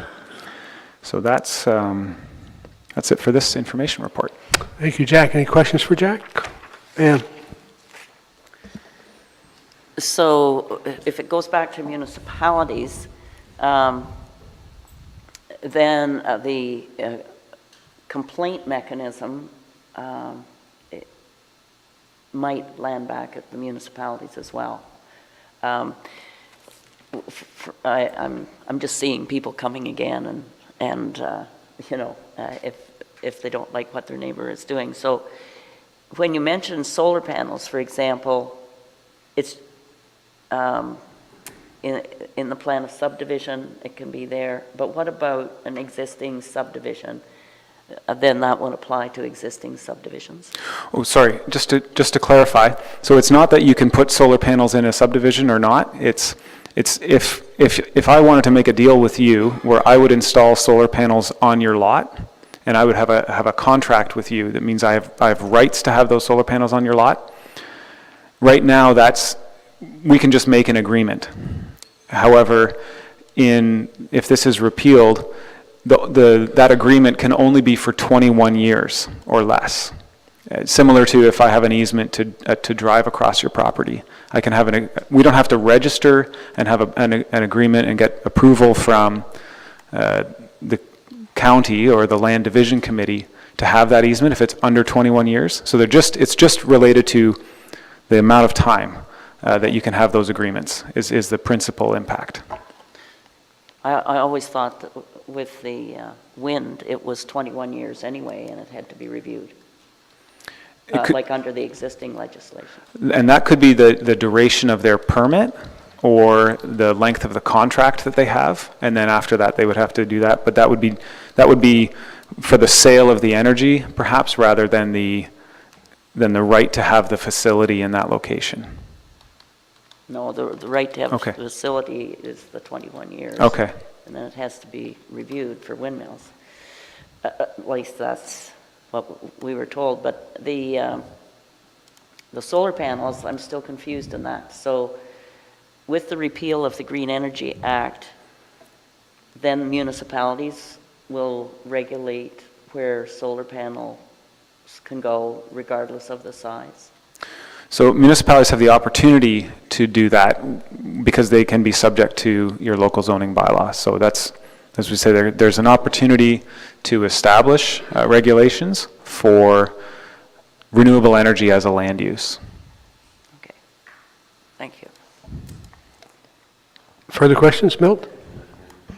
Thank you, Mr. Chair. Jack, this is a kind of a, well, not kind of, it is an interesting report, and one that, of course, in the past has caused a lot of interest among local municipalities, that being the Green Energy Act. And this would be great to get to local councils, I think, this information. And so if you could, that would be good. And maybe sometime when Jack is at a meeting in our area that we can have him explain it as well. So it'd be good. Thank you. Any further questions? Ann? So before the Green Energy Act, some municipalities had their own wind policy for their for the big turbines. So do you foresee then the need, if this passes, that's going to be one of my concerns is, do we need to look at renewable energy policy for each municipality then ahead of time, just to clarify things? Or is the county going to implement one for the whole county for renewables? If it's coming back to municipalities, is that a consideration? So I would suggest it's probably a great topic for the upcoming next stage of that plan review, to be able to see whether there's if there's consensus on policy, then maybe housing it within the county plan is the most appropriate place. Or coordinating it? Yes. With the lower tiers, with a few differences or something? Yep. Okay. Because I know here in Kinloss did one, and the municipality of Kincardine had one, but of course it didn't have the teeth because the Green Energy Act overruled it, but still it was a guidelines. We took it then as a guidelines, which was good to have in place anyway, but this might change that a bit. Okay, thanks. Thank you, Jake. Any further questions? If not, then the next item on the agenda then is again an information item. It has to do with the Rural Newcomer Integration Research Update, and Jill's going to present. Hello. So the rural newcomer integration research report is for your information. Bruce County, along with many communities across Ontario, have identified workforce development as a priority to support the growth and sustainability of their businesses. And like many communities, Bruce County faces an aging population, out-migration of youth, and this just compounds the problem for our local businesses. So like other communities, we look to immigrants to Canada as a potential attraction to help alleviate this problem. But attracting newcomers does come with some difficulties, and earlier May sort of identified some of those. And I'll just sort of go through a few that we've identified. That's public perception, attitudes towards immigrants, the lack of social engagement opportunities, the lack of diverse religious organizations, employment opportunities, especially with respect to highly skilled newcomers, affordable and suitable housing, and the lack of suitable hiring methods and integration strategies by employers. So as a result, the counties of Bruce, Grey, Huron, Perth, Wellington, and Peel, in addition to organizations such as the Four-County Labour Market Planning Board, the Ontario Cooperative Association, the Rural Ontario Institute, and the Ontario Professional Planners Institute, as well as the University of Winnipeg, have joined together to undertake two important initiatives to address the challenges immigrating to the area. And I should mention that the financial support to do these two initiatives was through a successful RED grant. So the two initiatives, the first one is an environmental scan of the area to find out what is being done and what isn't being done, and addressing sort of best practices and maybe identifying some gaps. The other one is a regional newcomer forum that will better understand the intricacies in the workforce in attracting and retaining newcomers. So I'll just sort of detail these two aspects of the project a little bit further. The environmental scan will include stakeholder interviews with representatives from each of the counties and applicable organizations around the region, in addition to partners and economic development organizations, groups, and so on, that either do support programs to newcomers or have programs in place for employment and anything sort of related to that issue. That environmental scan will identify areas of opportunity for us in the future. The other piece is the Regional Newcomer Forum, which is really targeted to area employers. This event is taking place at the Blue Mountain Village on November 30th. The keynote presenter is Lionel LaRoche, who is the founder of Multicultural Business. He's a well-known speaker on the topic, very engaging, and has a wealth of information on his website as well.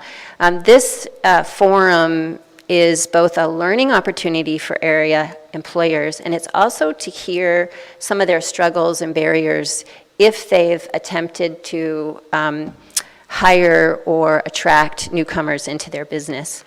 And then what will happen is these two research pieces will be put together, and the outcome will be a white paper or research paper, which again will act for us as kind of a landscape of where we might be able to initiate some progress in the future, maybe have an action plan, depends on what the research findings are.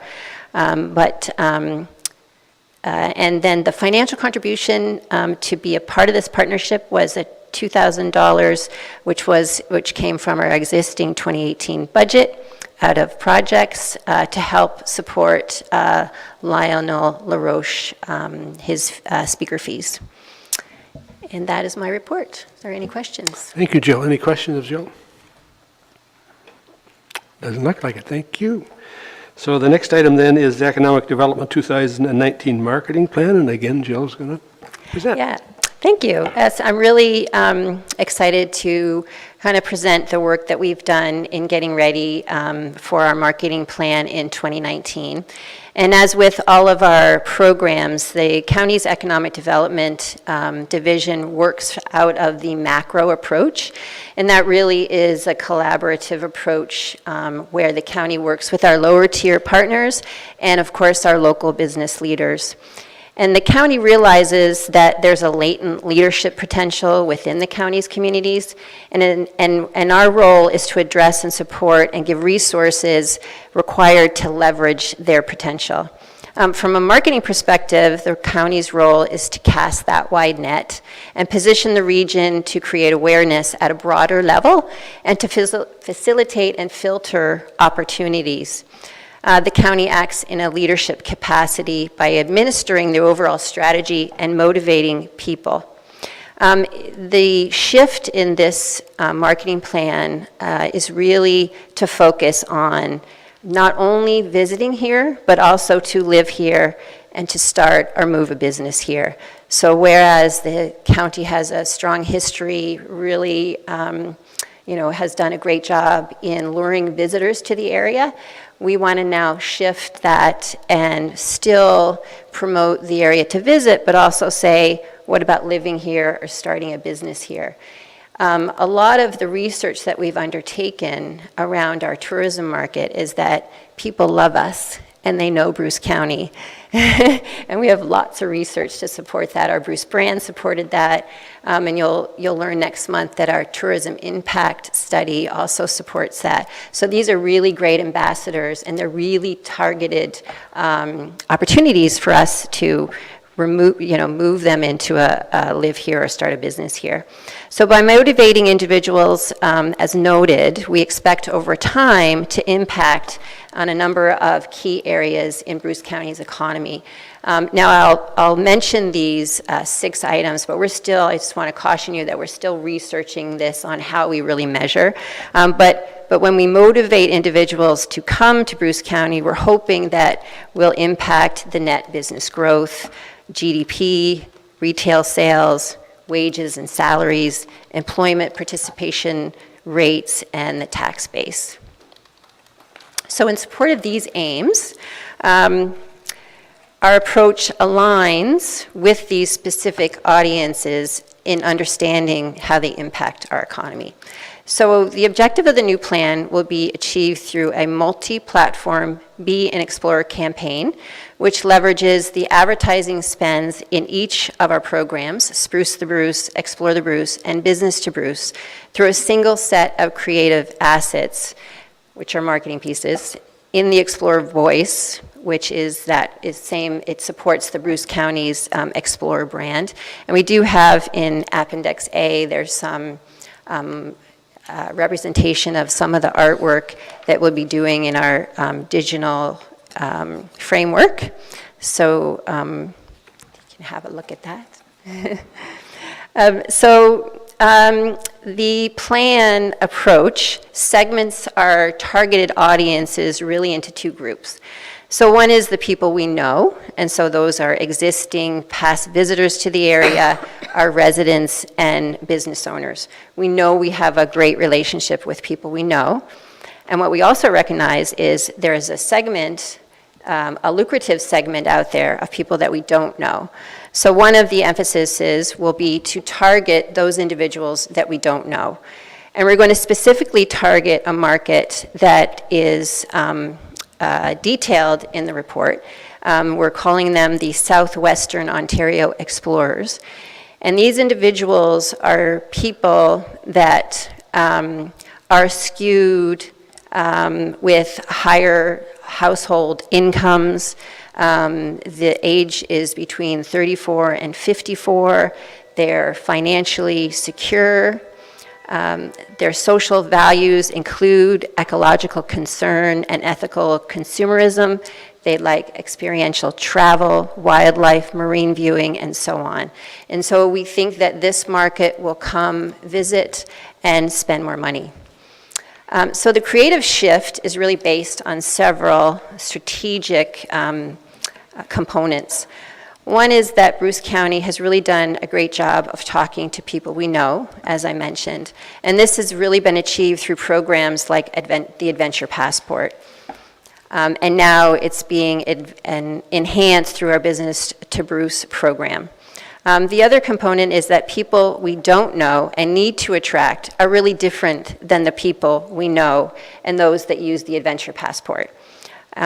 We want to extend stays, we want to attract a new class of tourists and attract entrepreneurs, and to reach out creatively in paid media to help them identify Bruce County.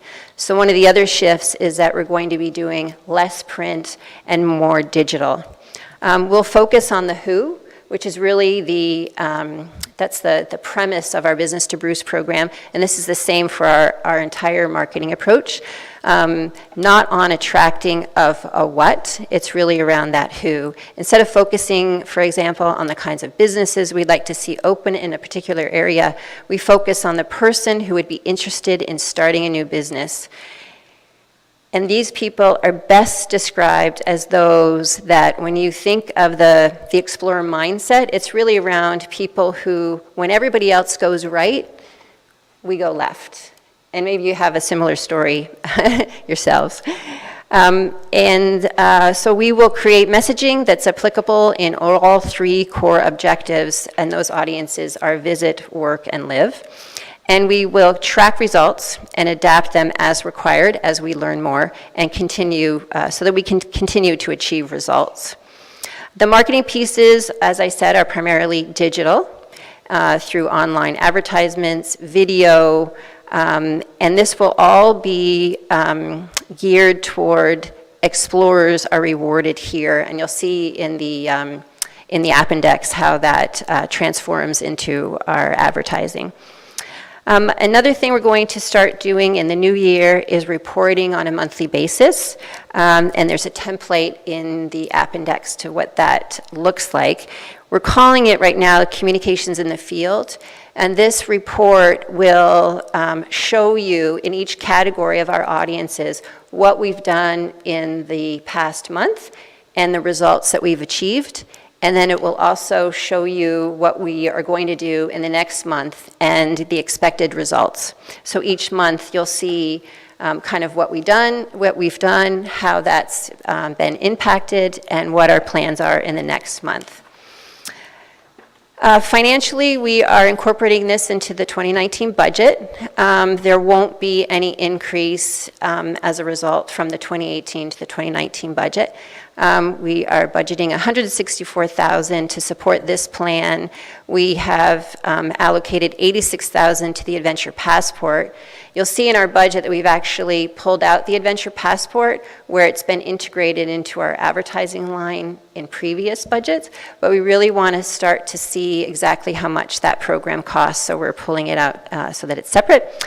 And then the website allocation is $25,000. And that's the end of my report. Thank you, Jill. Any questions for Jill? Janet, sorry. Thanks, Jill. That communications in the field report, is that going to be in English? Yes. I think that's Spanish, I'm not sure. I think it's Latin. Is it Latin? But yes, yeah, it will be in I'm having trouble English. reading it. So. Well, and you know what? Actually, hopefully at the December PDC, we'll actually have a filled-in template that you can look at, and we'll have English. I love that. Thank you. Any further questions? Thank you, Jill. Thank you. So the next information item is free, prior, and informed consent conference summary, and I believe Jack is going to present. Thank you. Project coordinator from our planning and development team, Paul McGrath, and I were able to attend this conference in late October. It was at Blue Mountain and hosted by the Saugeen Ojibwe Nation, and their traditional territory includes Bruce Grey County and parts of adjacent counties. The theme of the conference was empowering our future, and there was leaders, experts, and First Nation communities from as far away as the Northwest Territories to discuss a number of topics related to free, prior, and informed consent. And if you're wondering what that is, it's a phrase or a description that's included in the United Nations Declaration on the Rights of Indigenous People, and it makes it a requirement that states consult and cooperate with Indigenous people to obtain their free, prior, and informed consent before adopting and implementing legislative and administrative actions that affect them. So one of the things that was quickly established during this conference was that free, prior, and informed can mean different things to different people, and it's important to have the same definitions so everyone's literally on the same page using the same definitions when you're discussing what these things mean. There were some challenges discussed as well as some of the recent successes by SOAN in terms of having OPG agree that their consent is required before the DGR moves forward. And secondly, SOAN's partnership with the City of Owen Sound to study harbor water quality as part of a concern related to federal divestiture of the harbor. So the FPIC, or FPIC, while it was created to protect rights of Indigenous peoples, it does also have an ability to foster better business practices for governments and companies. And there are over 600 First Nation communities in Canada, and they deal with issues that directly involve their rights and lands every day. So while Canada has signed on to the United Nations Declaration on the Rights of Indigenous Peoples, the practice is not widely recognized or understood throughout the country. And so this conference was an opportunity for gathering and increasing understanding and engagement on that topic with our First Nations neighbors who are also increasingly engaged. And so it was good in that respect. Thanks. Thank you, Jack. Any questions? It doesn't look like it. Thank you. The next item on the agenda is our summer company, and I believe Manpreet is going to present.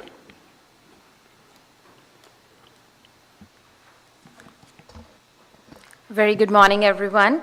I would like to present a summary of the Summer Company program that we administered in 2018. Summer Company program is sponsored by the Government of Ontario. It provides an opportunity to students between the ages of 15 and 29 to start up and run their business in summer. The intent of the program is to provide youth the experience of running a business. Students receive business training, business plan writing training, mentorship, and grant of $3,000 to run and start a small business in Bruce County. Bruce County administered the program in 2018, and we supported 4 young entrepreneurs in their businesses. I would like to briefly describe the businesses and the names of the business owners. Emily Giberson, based in Walkerton. Her business name is BEE Promotional Works. Kaya Jasper, based in Oliphant. His business name is Kaya J Photos. Lauren Morris, based in Kincardine. Her business name is Cheesy Monkey. Taylor Leggy, based in Chesley. Her business name is Grey Cat Creative. One of the major accomplishments for the students this year was their first-hand experience with radio advertising. Each student was interviewed on air and got a chance to tell everyone about their exciting business. Response to the Summer Company program has been very positive. We would now like to play a Summer Company program video, which was done by Seattle Dredge, 44N Media, based in Southampton, and she was our Starter Company program recipient in 2016.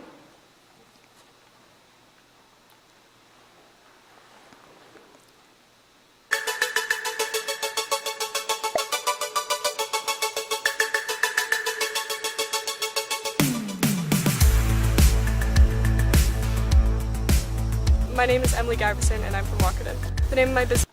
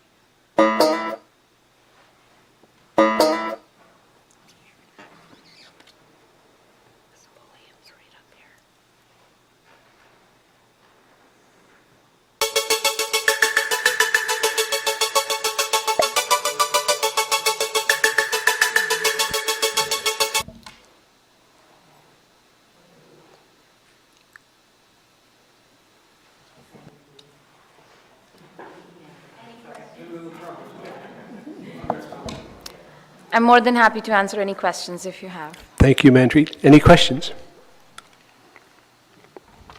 It doesn't look like it. This is always a great program when we see young people get involved in our community and want to start a business and with the support. So thank you for the work you do. Thank you very much. So then the last item is just, it's a poster there. It's just for information if anybody's got any questions on it. None, then the next item on the agenda is act on recommendations, and I need a mover and seconder for that. Ann and Robert, all in favor? That's carried. Our next meeting will be December the 20th, 2018, and with that I need a motion to adjourn. Paul and Milt, all in favor? We're adjourned.